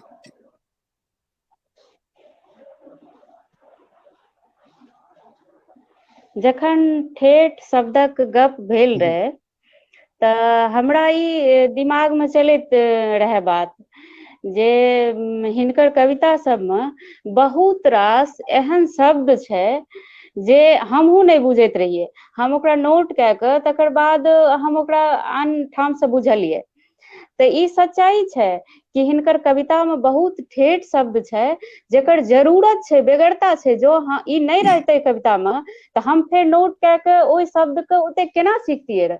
तो कविते टा एहन माध्यम छै जे सब चीज के जोगा के रखे छै, ओ चाहे शब्द हो वा अपन संस्कृति हो, संस्कार हो, वा जे अखन हम कहलहुँ कि समस्या पहिने की रहे वर्तमान के की छै, ई सब चीज के जोगा के रखे वाला चीज कविते वा साहित्य छै। तो हम ऐसे सहमत छियै कि हम बहुत रास शब्द सीखलिए आ नव लोग जे पढ़थिन आ जे नहीं बुझथिन से फेर ओकरा सीखे के प्रयास करथिन। तो शब्द जे सब हमरा सबके ओझल भ रहल छै, जे हेरा बुतिया रहल छै, तकरा जोगबै में ई बहुत सफल भेलखिन आ हमरा एहि बात से बहुत प्रसन्नता अछि। वाह, हम बहुत बढ़िया। सहमत छी हुनकर बात। ई जे छै से अहाँ बुझै छियै जे मैथिली कविता के एकटा जे छै से ई नीड छै, ई प्रयोजन छै जे हम सब अपन ऐतिह्य के, अपन जे हमर जे अपन होबा के जे एकटा गौरव है, जे ई हमर चीज है, हमर अपन शब्द है, हमर अपन भाषा है, एहि चीज के जे छै से प्रयोग होबाक चाही। आ जँ अहाँके ई बुझाइए जे नहीं एहन कोनो ठेठ शब्द के अर्थ हमरा नहीं आबि रहल है, तो एकटा पाठकक रूप में ही हमर जिम्मेदारी बनैया जे हम ओकर बारे में पता करी जे शब्दक अर्थ की छै, आ ओहिसँ जे छै से हमरा नहीं केवल ओहि कविता के बारे में जे छै से बेसी बात बुझे में आयत, बल्कि हमर अपन जे वोकेबुलरी है, अपन भाषा के जे वोकेबुलरी है, से हमर कनी से आर मजबूत है। बहुत धन्यवाद रूपम जी, बहुत ठीक बात कहलहुँ अहाँ। अंत में एहि जे सत्र के अंत में अबैत हम नवनीत जी लग अबै छी। नवनीत जी, अपन पूर्व वक्तव्य में रूपम जी एकटा बात कहने रहे जे दूटा बिंदु हम खास कऽ के हमरा कनी ध्यान पर आयल, जे एक तऽ जे ई अंशुमान जी छोट छोट प्रसंग के जे छै से लै छथिन आ ओकरा ओहि के अंदर में जे छै से जीवन के व्यापकता के जे छै से सामने आनै छथिन। एक तऽ ई विशिष्टता, बहुत रास कवितो एहन छनि जे आकारों में जे छै से लघु छनि, लेकिन लघु कविता या लघु आकारक कविता के जे एकटा विशिष्टता छै ओ ई होइ छै जे छोट आकार में बहुत रास बात कही, तखने ओकर कोनो अर्थ छै, ओकर कोनो जे छै से ई कहबै जे सार्थकता छै। दोसर एकटा बात जे रूपम जी कहने रहे जे कला पक्ष पर कहलखिन जे कला पक्ष हिनकर मजबूत छनि, तऽ अहाँके की लगैया जे एहि दूटा बिंदु पर अहाँ जे जते पढ़लियै अंशुमान जी के, तऽ अहाँके की बुझायल जे ई जे व्यापकता वाला बात छै आ कला पक्ष वाला बात छै, ताहि पर अहाँके की पक्ष? देखियौ, अंशुमान सत्यकेतु जी के जे मनस्थिति छनि, जे हुनकर कविता सृजन छै, जे हुनकर काव्य संचार जे संसार छनि, जे हुनकर वैचारिक स्थिरता या प्रतिबद्धता छनि, ओ जे छै से हुनका में आरोपित नहीं छै, ओ हुनका में रचल बसल छै। ताहि दुआरे ओ बहुत छोट छीन 3-4 पाँति कविता सब सेहो बहुत एकटा विराट, एकटा बृहत जे छै से अहाँके नवनीत जी संवाद कनी देबऽ हम में सफल होइत छथि। नवनीत जी 1 मिनट ला हम कनी रोकि रहल छी, क्षमा चाहब, चूंकि एहि बिंदु पर गप भ रहल है। एखन एही तरह के एकटा प्रश्न हम देख रहल छी, एखन हमर फेसबुक पर श्री धीरेन्द्र कुमार झा जी ई प्रश्न पूछि रहल छथि। प्रश्न ई छनि हुनकर जे की ठेठ शब्द सीखऽ लेल कविता पढ़क चाही? हाँ, आब अहाँ जारी रखी। एकदम कहबाक चाही जे अखुनका जे पीढ़ी छै ओकरा लग जे मैथिली अखन तक जे छै से आबि रहल छै, ओ बहुत संश्लिष्ट, या एक तरह से कहियो तो ओ हिंदी से जे छै से प्रभावित विशेष छै, जे अखन जे प्रयोग में आबि रहल अछि। तो जो अगर शब्द के प्रयोग नहीं हेतै, एहि काव्य संग्रह में 4-5 ठाम एहन छलै शब्द सब जाहि लेल हमरा अजीत आजाद भाईजी के पूछबाक प्रयोजन पड़ि जाइत अछि, या अपन माता जी से पूछबाक प्रयोजन पड़ि जाइत अछि कि माँ एकर अर्थ की हेतै, हालांकि वो अपन आधा जीवन ग्रामीण परिवेश में बितेने छथि, हम शहर महानगर में जे छै परिवेश में रहलहुँ। तो शब्द जे छै जो अगर नहीं हेतै, ठेठ शब्द का प्रयोग नहीं हेतै, तो ओ जे कहऽ चाहै छथिन बहुत 1टा 2टा शब्द में जे छै ओ बहुत किछु कहि दै छथिन, आ ओ शब्द के जे छै जीवन सेहो बढ़ि जाइ छै, नहीं तो शब्द सब बिला जेतै, ओ शब्द सब जे छै बिला जेतै। आ ओकरा बिलेबाक से जे छै से एहि समकालीन जे कवि छै हुनकर ई जिम्मेवारी छै कि जे शब्द छै, जे प्रचुरता छै, जे ओकर उर्वरता छै, ओ अवश्य जे छै कविता के माध्यम से जब भऽ रहल छै, तो कविता एहिठाम सफल भऽ रहल छै एहि माध्यम में कि ओ कोनो शब्द जे कि एहन छलैया जे कि शहरी परिवेश में, आजुक जीवन में प्रयोग नहीं भऽ रहल छै, ओ प्रयोग भेलै। ओकर अर्थ अगर हमरा घर में 6 आदमी रहे छै तो ई 6टा व्यक्ति के ई शब्द के आई जे छै से अर्थ काल्हि बुझेलनि कि ई शब्द के ई होइ छै अर्थ, ओकरा इंटरप्रेट कऽ कऽ हमर माँ अगर बतौलनि तो ई कविक सफलता थिक कि जे छै आई 5-6 गोटे जे छै तो हमसब लाभान्वित भेलहुँ कि ई शब्द हम परिचित नहीं छलहुँ। ई शब्द हम दिल्ली में कि कोनो मैथिलक मुँह तो नहीं सुनलहुँ, दरभंगा में नहीं सुनलहुँ, पटना में नहीं सुनै छी। तो जो ओ सब छलै तो ओ जे छै हम ओकरा सफल मानब। एक बहुत छोट हिनकर एकटा हमर से हंता कविता छै, एहिमे बहुत एक छोट एक देखबे एहिमे जे छै हम सुनेबाक इच्छा चाहै छी, जो अगर जे छै से जी जी जी अपने के जे छै से आदेश हुए 1 मिनट नहीं समय नहीं देब अवश्य अवश्य हाँ हाँ जरूर जी।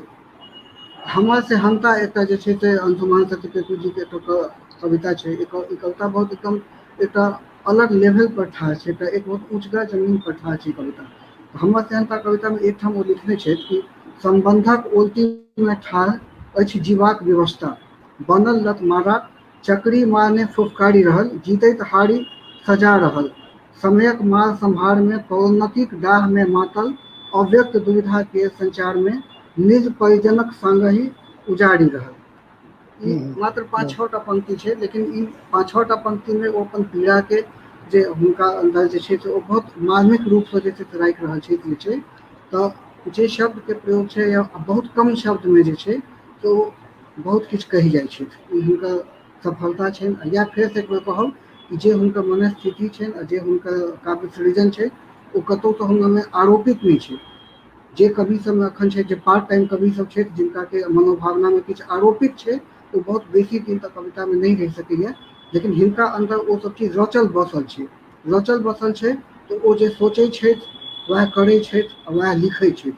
तो एहिठाम जे अंतःकरण के जे छै अहाँ सबके जे समानता एकटा छै ओ एकटा जे छै ई आबि रहल छै कि एकटा रचल बसल जे छै से वैचारिक स्थिरता वैचारिक प्रतिबद्धता के लऽ कऽ जे छै से आबि रहल छथि कवि, आ जे शब्द सबके प्रयोग केलथि है जे छै ओहिमे ओ सफल छथि।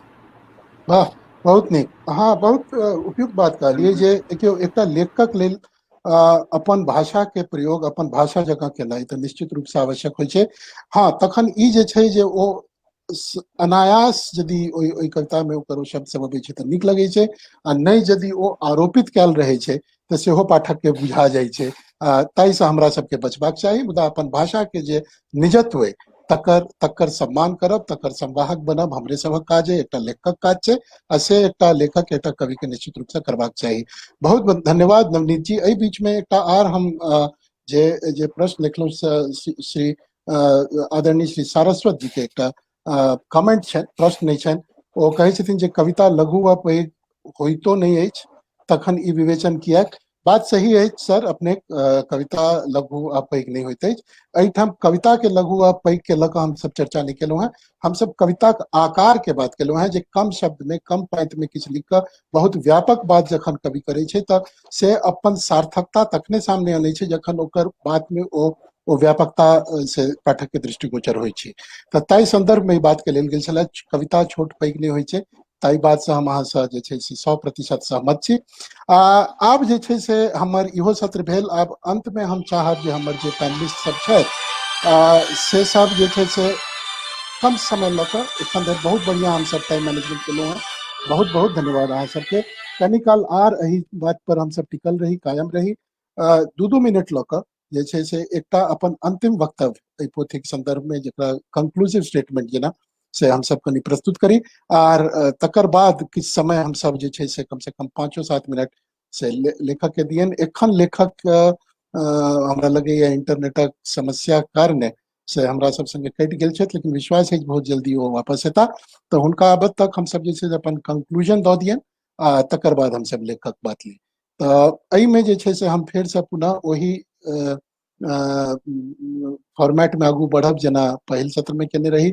ताहि हिसाबे हम शुरू करब नवनीत जी अहीं से, जे अपन अंतिम वक्तव्य एहि पोथी पर जे छै से दिए।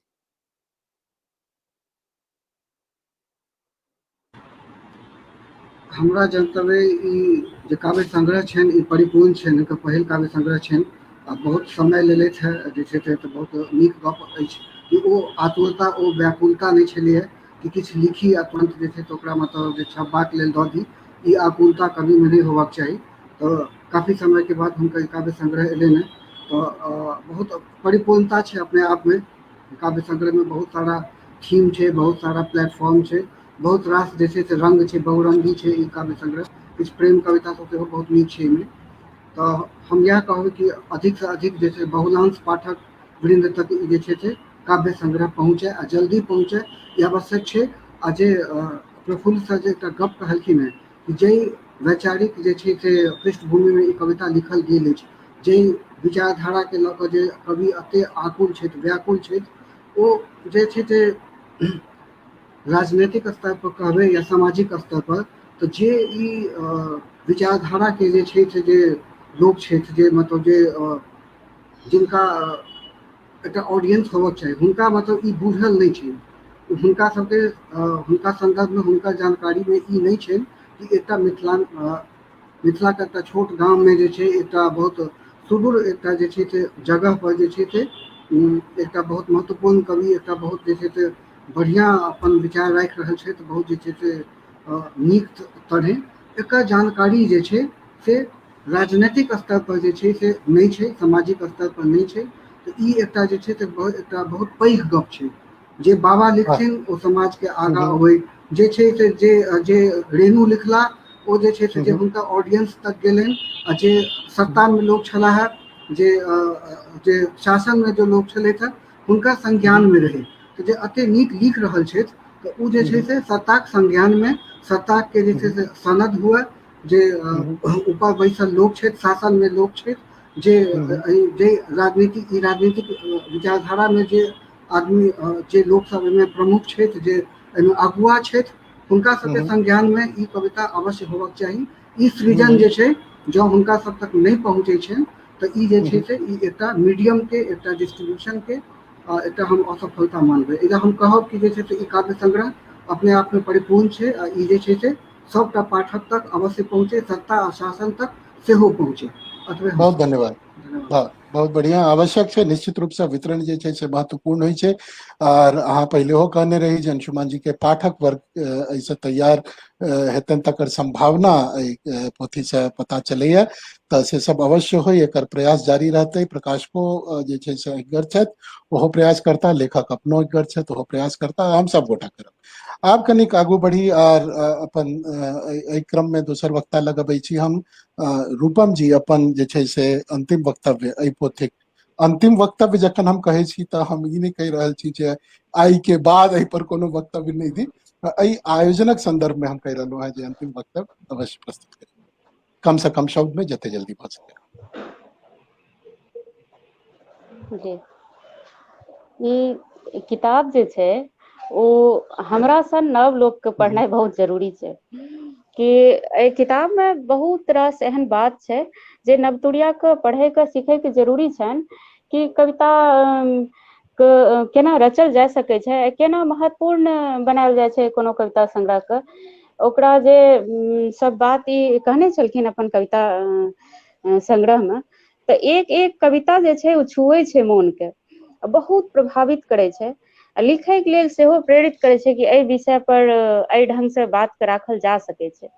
तऽ गंभीर से गंभीर विषय के ई बहुत सहज ढंग से लिखने छथिन। तऽ हम एतबे कहै लए चाहै छियनि कि एहन किताब के जरूरतो रहै मैथिली साहित्य में। हमरा बहुत विशेष रूप से प्रभावित केलक, हम बहुत किछु सिखलहुँ, हम बहुत प्रेरणा लेलहुँ। आ एहन सुंदर संग्रह के लेल कवि जी के बहुत बहुत शुभकामना। बहुत धन्यवाद रूपम जी, शुभकामना सब गोटे हमर सभक। सही कहलिए जे किताब पढ़ला के बाद में जे छै से लोग आकर्षित होइए कोनो भाषा के साहित्य दिस, से पोथी निश्चित रूप से महत्वपूर्ण होइ छै। तऽ ताहि लेल अंशुमान जी के धन्यवाद। आर आगाँ बढ़ैत प्रशांत जी, आब अहाँ लगबै छी एहि कार्यक्रम में अपन अंतिम वक्तव्य हमरा सब लेल, पाठक सब लेल अवश्य राखी, तकर ताहि लेल निवेदन। जी भैया, आवाज जा रहल छै भैया? हाँ हाँ, एकदम ठीक है भैया, एकदम ठीक है भैया। ई किताब के भूमिका लिखने छथिन अजीत भैया। वो एकटा बात कहै छथिन अंत में जे अंशुमान के सब चीज के सब विषय के कविता के अध्ययन करैत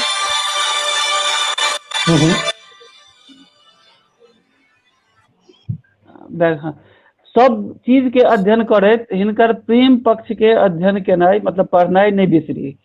तो ई जे वैचारिक पाषाण छथि अंशुमान भाई, ओहि के भीतर में एकटा बहुत सौम्य आ निर्मल प्रेमक गंगा सेहो बहै छै कविता के माध्यम से एखन धरि में से एक संग्रह में छै। तो एकटा कुल मिला के जे हम एहि संग्रह के देखे छियै पढ़ला के बाद, हम 2-3 बेर पढ़लहुँ है किताब के, से एकटा ई तऽ छैहे कि जे बहुत सब कविता या कविता संग्रह में बाजऽ के लेल किछु ने किछु त्रुटि रहिए जाइ छै, बहुत दुरुस्त केला के बाद ओ रहबाको चाही, कारण पूर्णिमा के बाद सब फेर चंद्रमा घटऽ लागै छै, तें आगाँ बढ़बाके छै। तो हम कुल मिला के हमरा ई संग्रह एकटा सुंदर लागल, बढ़िया संग्रह छनि, जे जेना रूपम जी कहलखिन है, नवनीत जी कहलखिन है, जे नव पीढ़ी के लेल ई एकटा सेहो पथ प्रदर्शक जकाँ छै, टॉर्च जकाँ छै। तो एखन धरि के हम से रूप में देखै छियै। जी बहुत धन्यवाद प्रशांत जी। हाँ भैया। हाँ सबगोटा हम की कही, हम नवम आयोजन में हमरा ई दायित्व देल गेल संचालन के, ततेक आसान कऽ देलहुँ अहाँ सबगोटा हमरा लेल काज, जे हमरा मने सबसँ पैघ जे चैलेंज होइ छै हमरा लगैए से होइ छै समय। कियाकि खास कऽ कऽ अहाँ कतौ हॉल में बैस कऽ कोनो कार्यक्रम कऽ रहल छी तऽ ठीक छै, आधा 1 घंटा के समय एम्हर उम्हर भइयो जाइ छै, लेकिन एहि सबमे ऑनलाइन प्लेटफॉर्म पर की होइ छै तऽ एकटा समय फिक्स रहै छै, ताबे तक जे नहीं समेटलहुँ तऽ बैसले रहि जायब, अचानक स्क्रीने बंद भऽ जायत। तऽ बहुत बहुत धन्यवाद, अहाँ सब एहि सब बात के ध्यान राखि रहल छी, हमर काज के बहुत आसान बनेलहुँ है, हम कृतज्ञ छी एहि। अंत में सर आदरणीय प्रफुल्ल कोलखियान सर, अपने लगबै छी क्लोजिंग स्टेटमेंट्स एहि पोथी एखन धरि संदर्भ। धन्यवाद, बहुत जल्दी में कहै छी। धूमिल के एकटा लाइन रहे जे इस देश की संसद मौन है, कविता अहाँ सब पढ़ने हैं। अजीत आजाद हिनकर भूमिका लिखैत लिखलखिन जे मौन भंगक कवि छै। तब संसद में तो बहुत कोलाहल छै, मुदा समाज मौन छै, तो समाज के मौन भंगक ई कविता छै। अब एतबा से अहाँ बुझलियो जे कविता के पुस्तक के नाम छै एखन धरि, जेमे एकटा आश्वासन छै आ एहिमे एकटा कविता छै, एना कते दिन। ई जे एना कते दिन छै, एखन धरि जे सबसे पैघ सवाल छै, जे ढंग से चलि रहल छै सब किछु समाज में, देश में, घर में, परिवार में, एना कते दिन, एना जे बरततन कते दिन बरततन के जे सवाल छै ओ उठि रहल छै मैथिल समाजो में। आ रहलै गप एकरा समाज में जेबाके, तो समाज में लऽ जेबाके अपन उपकरण होइ छै। साहित्य निराला कहने छथिन, साहित्य या विचारधारा संग लोक नहीं रहे छै, लोक के आनल जाइ छै, लोक के अनबाक काज बाकी लोग करै छै। मुक्तिबोध कहै छथिन भावधारा विचारधारा के बहुत गप भेल छै, ओहिमे हम अपन एकटा जोड़ने छियै जे भावधारा विचारधारा नहीं, कविता में जीवन धारा हेबाक चाही। एकटा जे समाजक जे आंतरिक लय छै से कविता में कतौ न कतौ ध्वनित हेबाक चाही। हिनकर किछु कविता में वो आंतरिक लय हमरा भेटल है, हम हिनका बधाई दै छियनि। समय बहुत नहीं छै, गप होइत रहतै, कोनो अंतिम वक्तव्य तऽ छै नहीं, सत्रक अंतिम वक्तव्य। धन्यवाद जी, सएह हम स्पष्ट केने रही जे चर्चा तऽ चलैत रही, जतेक बेसी चलतै ततेक नीक साहित्य समाज ले, लेखक ले, आर कुल मिला कऽ मैथिली साहित्यक लेल चर्चा होइत रहबाक चाही। तऽ बहुत बहुत धन्यवाद सर, बहुत समुचित रूप से अपने एकरा कंक्लूड केलियै है। आब हम सब जे छै से बढ़ै छी, बहुत काल से हमरा सबक संग लेखक अंशुमान जी बैसल छथि, सुनि रहल छथि, संभवतः अपन पोथी पर एते विस्तृत परिचर्चा ओहो आई पहले बेर ओकर सामना केने हेता। तऽ आब किछु समय हमरा सब लगता, हालांकि बहुत बेसी समय नहीं रहि गेला, लेकिन किछु समय अवश्य हमरा सबके अंशुमान जी के देबाक चाही। तऽ अंशुमान जी आउ, अहाँ के केना की लागल, अहाँ की कहऽ चाहै छी ताहि पर जे छै से हम सब कनी जे छै से फोकस करी। तऽ अंशुमान जी आउ, अपन वक्तव्य लऽ कऽ, अपन लेखकीय वक्तव्य लऽ कऽ। सबसे पहिने सब गोटा के जतेक प्रतिभागी छथिन, प्रफुल्ल भैया, प्रशांत भाई छथि, नवनीत बाबू, रूपम जी, मनोज भैया जे मॉडरेटर, सब गोटा के बहुत बहुत धन्यवाद, संग प्रणाम सेहो। असल में जतेक गपशप भेलैया, जतेक टेक्निकल व्याकरण के चीज सब, कविता के मादे बहुत रास चीज सब भेलैया, बहुत रास चीज प्रफुल्ल भैया कहलखिन है। हम कविता लिखैत काल में एते रस व्याकरण नहीं हुए तो कविता के ग्रामर तक नहीं बुझैत रहे छी।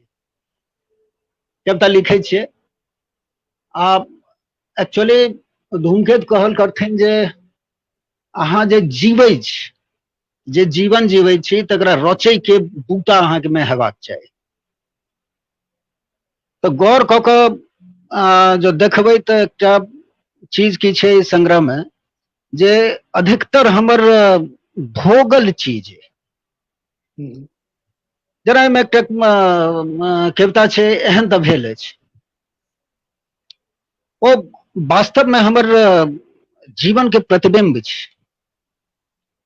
जे कोनो कविता छे, अधिकतर कविता जे हम एत रह क कोइलख में रह क जे चीज सब देखलिए ये, जे बुझलिए ये, हम ओकरा लिखलिए। अब ओइमे कतो बिंब बनलै, कतो प्रफुल्ल भैया कहलखिन है जे ओ कविता में सहजे आबिए जाइ छे बहुत रास चीज, तो से सही बात छे। ओ सहजे अबैत गेलै एकना विचार क ठाव बाट क क तकर बाद स जेना अपने मनोज भैया कहलिए जे ओ एहि लेल नहीं समय, ओ वास्तव में की छे तो हमरा दिमाग में कोनो चलत चलत कतौ आयल, ओकरा जे छे से हम पेन डाउन क लै छिए, ओ छोड़ देली। अब कखनो ओकरा जहन बैसलिए तो ओइमे जे छे से कविता लिखा गेलै ओकरा हम डायरी में ओहिने पड़ल छे। अब महीना दिन 6 महीना भ सकै छे, 6 महीना के बाद फिर ओकरा हम देखे छी तो ओइ क्रम में होइ की छे, एकटा कविता जे छे से लिखलौं तो भ सकैया जे ओइमे 3 महीना लागि जाए। तब अब अइ तो ई नहीं होइ छे जे हमरा 3 महीना में एकरा लिखबाक एहि तरह से सोच के नहीं करै छिए, लेकिन वो एकटा सायास नहीं लेकिन अनायासे वो होइत चलै छे। जी एकटा तो से हमरा संगे रहल है। आ दोसर गप की छे तो हमर जे एक्चुअली कविता के शुरुआत है तो एकटा नीक गप की भेलै है जे ठीक छे हमर परिवेश साहित्यिक रहल है, हमरा परिवार में जे छे से साहित्य रहलै है, तो से सब सबटा गप छे। तो लेकिन ओ धूमकेतु जी के की छलन है जे ओ मैथिली तो ठीक छे मैथिली पढ़ै छलखिन, लेकिन वो तब तक पढ़ने छलखिन है, भिन्न भिन्न पूरा विश्व के साहित्य के वो पढ़ने छलखिन है, जो एकटा कंपैरेटिव लेवल पर सेहो जाइ छलखिन।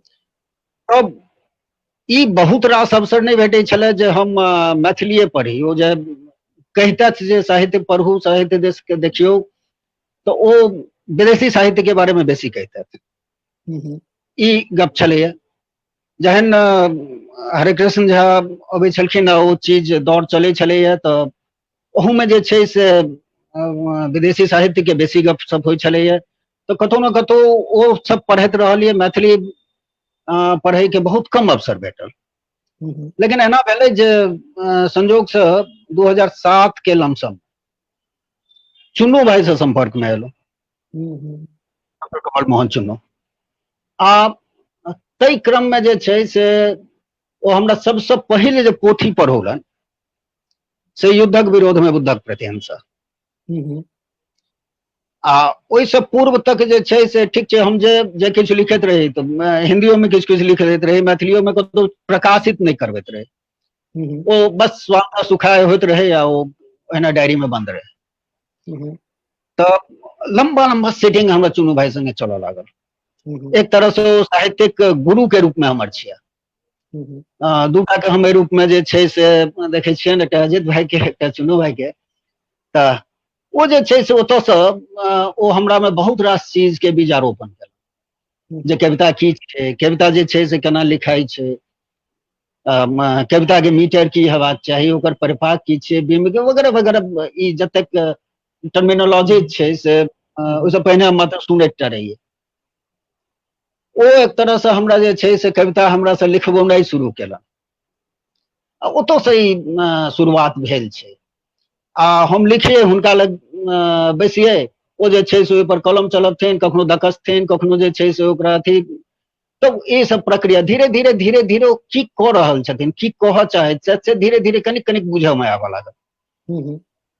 ततऽ से जे छे से ई शुरू भेलै। अब युद्धक विरोध में बुद्धक प्रतिहिंसा से हमरा बुझाइए जे हम कम से कम एकरा 11 बेर टाइम दऽ के पढ़ने हेबै। 11 बेर एकटा मात्र पोथी।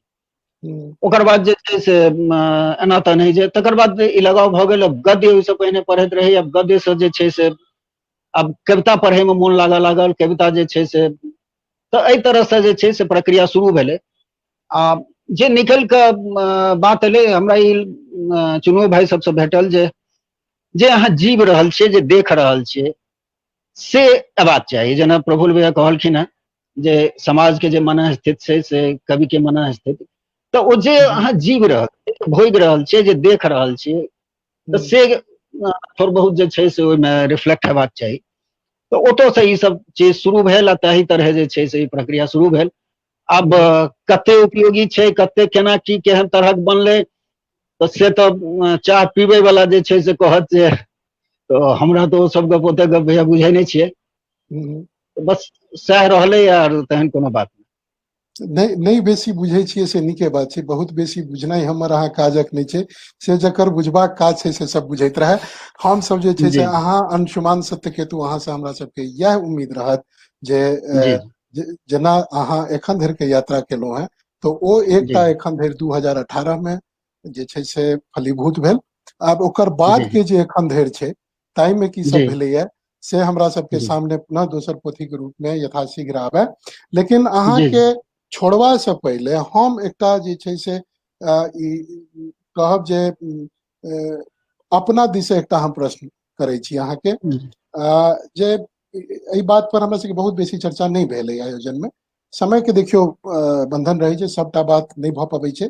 तथापि यहीं लग जी हम अबै छी जे ललितेश आदरणीय ललितेश सर सेहो एकटा जे छै से बात रखलनि हैं फेसबुक पर, जे अहाँ के जे मूल तत्व कविता के ताहि पर हम सब कोनो बहुत फरिछा के बात नहीं केलहुँ। हालांकि किछु किछु बात जरूर भेलै ओहि के अंदर में, विचार पक्ष पर बात भेला, जहाँ वैचारिक कविता छी, चेतना एकटा जे छै से ओहि तरह के राजनीतिक चेतना, विचार विचारधारा सब पर बात भेलै।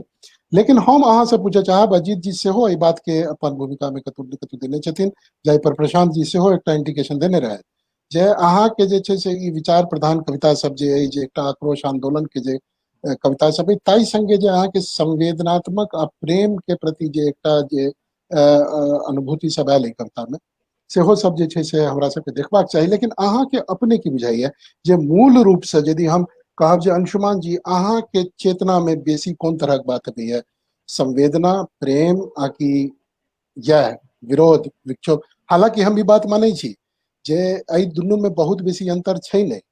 यदि अहाँ विरोध प्रतिरोध के कविता लिखे छी, संवेदना नहीं है तो कतऽ से विरोध प्रतिरोध हैत? तऽ लेकिन अहाँ के अपना जे एकटा जे मानसिक स्थिति रहैया, जाहि बात के प्रफुल्ल सर सेहो कहने रहथिन, मनः स्थिति के जे बात हम करी, तऽ अहाँ कोन मनः स्थिति में अपना आप के बेसी काल पाबै छी? असल में जाहि तरह कैटेगरी सब कहलिए है, हमरा ई नहीं बुझाइए भैया जे जो अहाँ प्रेम कविता लिखै छी तब ओ जे छै से प्रतिरोध नहीं भेलै। प्रेम कतौ ने कतौ सेहो अपना आप में तऽ एकटा प्रतिरोध छियै ना। तो घृणा के जे छै से प्रतिरोध तऽ प्रेम छियै। तब प्रेमो जे छै से जो हम प्रेम कविता लिखलहुँ तो प्रतिरोध नहीं भेलै, ई तक मान्यता संग हम नहीं ठाड़ होइ छी। बचलै जे निश्चित हम जे सामने में देख रहल छियै, तऽ जे गलत छै तकरा गलत कहनाइ हमर अधिकार है, तकरा हम गलत कहबै। जो गलत करे वाला के ई बुझेतै जे नहीं ई गलत कह रहल छै तऽ सही छै, ओकरा हिसाबे सही छै। लेकिन हमरा गलत दिखाइए तो हम विरोध करबै, प्रतिरोध करबै। हाँ, तो कौन अहाँ अपने चाहे आप ओ के ई प्रतिरोधक जे वातावरण छै, ई अहाँ के मनस्थिति में जे छै से मूल रूप से बसैया कि हम सब ई बात कहि सकै छी? कहि सकै छियै। सायास नहीं, लेकिन स्वभाववश एकटा जे होइ छै लोक अहाँ मतलब सायास नहीं कहबै, एकदम एग्जैक्टली हाँ सायास नहीं कहबै। हाँ लेकिन ई हमरा लगैत रहैया जे नहीं, जे गलत छै तकर विरोध हेबाक चाही। बिल्कुल, बहुत बहुत हाँ, जो हम प्रेम कविता लिखै छी तब मनुख छी, प्रेम करबे करब, घृणा करबे करब, सबटा जे छै से ओहि तरह जे छै से चीज भीतर में हेबे करत। तऽ प्रेम करब तऽ प्रेम कविता केना लिखल है? बिल्कुल बिल्कुल। लेकिन प्रेमो कविता जे आउट तो तहू में कतौ न कतौ के तरह चीज जे छै से रहतै, तो भीतर में इंस्टिंक्ट जे छै नहीं बहुत जेकरा बहुत हम हमरा लगे अत्यंत महत्वपूर्ण बात अहाँ कहलिए, हमर मोनक बात अहाँ कहलहुँ हैं जे जी ई बात अबै छै, खास कऽ हमरा लग तऽ बड अबैया। हालांकि हम एहि के एखन संचालक के भूमिका में छी, हमरा व्यक्तिगत कोनो बात नहीं करबाक चाही, तथापि चूंकि एहि मामला से जुड़ल बात छै तऽ हम कहै छी जे हमरा सबके बीच में, हमर आ शारदा जी के बीच में बहुत बेरी बात अबैया जे ओ प्रेम कविता करै छथि, हम जे छै से विरोध विद्रोह कविता करै छी, तऽ हमरा सबमे ई यह सब गप होइत रहैया जे विद्रोह कविता केना प्रेमक कविता नहीं छै। हम यदि कोनो चीज के विरोध में ठाढ़ भेलियै या प्रतिपक्ष भऽ कऽ ठाढ़ भेलियै या हम चाहे छियै जे स्थिति में परिवर्तन होय, तऽ हम इहो चाहे छियै जे एहन स्थिति होय, तऽ जाहि स्थिति के कामना हम करै छी ताहि सब प्रेम अइ, तें ने हम लिखै छी। तऽ ताहि दुआरे हाँ, सब कविता जे छै से प्रेम कविता सेहो विद्रोहक कविता होइ छै, या विद्रोह कविता सेहो प्रेमक कविता होइ छै। लेकिन हाँ, ऑब्वियसली हाँ अहाँ अपन ई मत के स्पष्ट केलहुँ हैं जे अहाँ के अपन जे एकटा आंतरिक जे एकटा अनुभूति है से बेसी अहाँ के जे छै से समाज के अंदर में जे पैसल जे विद्रूपता के अहाँ देखै छियै, ताहि के प्रतिरोध में अहाँ ठाढ़ होइ छी। तऽ बहुत बहुत धन्यवाद, शुभकामना जे आगाँ सेहो ई सब चलैत रहे, अहाँ के आरो बहुत बहुत रास पोथी हमरा सबक समक्ष अबैत रहे। धन्यवाद हम दै छियनि अपन पैनल के एक बेर पुनः, जे एतेक समय निकालि कऽ सबसे पहिले तऽ अहाँ सब ई पोथी के पढ़लहुँ मोन दऽ कऽ, आ जे छै से ओहि पर विचार केलहुँ, आ से विचार लऽ कऽ एतेक समय देलहुँ हमरा सब समक्ष आबि कऽ। तऽ बहुत बहुत धन्यवाद आदरणीय प्रफुल्ल कोलख्यान सर के, श्री नवनीत कुमार जी के, रूपम जी के, मैथिल प्रशांत जी के, जे एतेक रास कठिनाई के होइतो जे छै से अपन उपस्थिति एहिठाम जे छै से दर्ज केलहुँ। अंशुमान जी अहाँ के धन्यवाद एते सुंदर पोथी हमरा सबक बीच अनबाक लेल, अपन ई समय देबाक लेल, धन्यवाद। शुरू से अंत तक सबटा बात के जे छै से धैर्य पूर्वक सुनबाक लेल। ई बहुत बेसी आवश्यक होइ छै एकटा कोनो लेखक लेल, जे ओ अपन वक्ताक सभक बात के जे छै से अकानैत आ जहाँ तक यथासंभव ओकर जे छै से प्रयोग करैत अपन आगामी लेखकी जीवन में। तऽ बहुत बहुत धन्यवाद अहाँ के। धन्यवाद सबसे बेसी हमर ओहि समस्त श्रोता लोकनि के जे सब यूट्यूबक माध्यम से किंबा फेसबुकक माध्यम से हमरा सबक संग जुड़लहुँ, एते काल तक जे छै से एहि आयोजन के संग बनल रहलहुँ। हमरा विश्वास है जे ऐसे किछु ने किछु जे छै से बात अहाँ सबके अपन सन के लागल है, तऽ किछु बात अहाँ सब अपना संग लऽ कऽ राखब आगूक अपन यात्रा में। आ जे लोकनि एखन नहीं छथि लाइव, लेकिन हमरा विश्वास है जे आगू कोनो समय में निश्चित एहि आयोजन के जे रिकॉर्डिंग छै तकरा देखता, तिनको सबके धन्यवाद जो लोकनि जे अपन समय के संग जे छै से जोड़ता ताहि लेल। तऽ एक बेर पुनः एकटा ई बात कहि दी, ई पोथी जे एखन धरि प्राय 110 पन्ना की पोथी अछि, 150 रुपए एकर दाम छै। नवारंभ प्रकाशन से छपल है। नवारंभक निदेशक श्री अजीत आजाद से, लेखक श्री अंशुमान सत्यकेतु से संपर्क कऽ कऽ ई पोथी प्राप्त कयल जा सकैत अछि।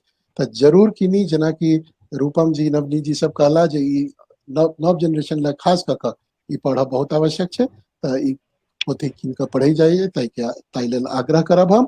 आर अगिला आयोजन पुनः संभव अछि जे अगला रवि कऽ दशहरा के लऽ कऽ हमसब उपस्थित नहीं भऽ सकब, मुदा तकर बाद फेर हमसब उपस्थित हैब। जुड़ल एक दूसरा से रही, केहनो स्थिति छै एक दूसरा से जुड़ल रही, आर सोशल डिस्टेंसिंग के अर्थ के जे छै से शारीरिक डिस्टेंसिंग मान कऽ चली, सोशली जुड़ल रही। बहुत बहुत धन्यवाद सब गोटा के, पुनः भेंट हैत। आभार। नमस्कार, प्रणाम।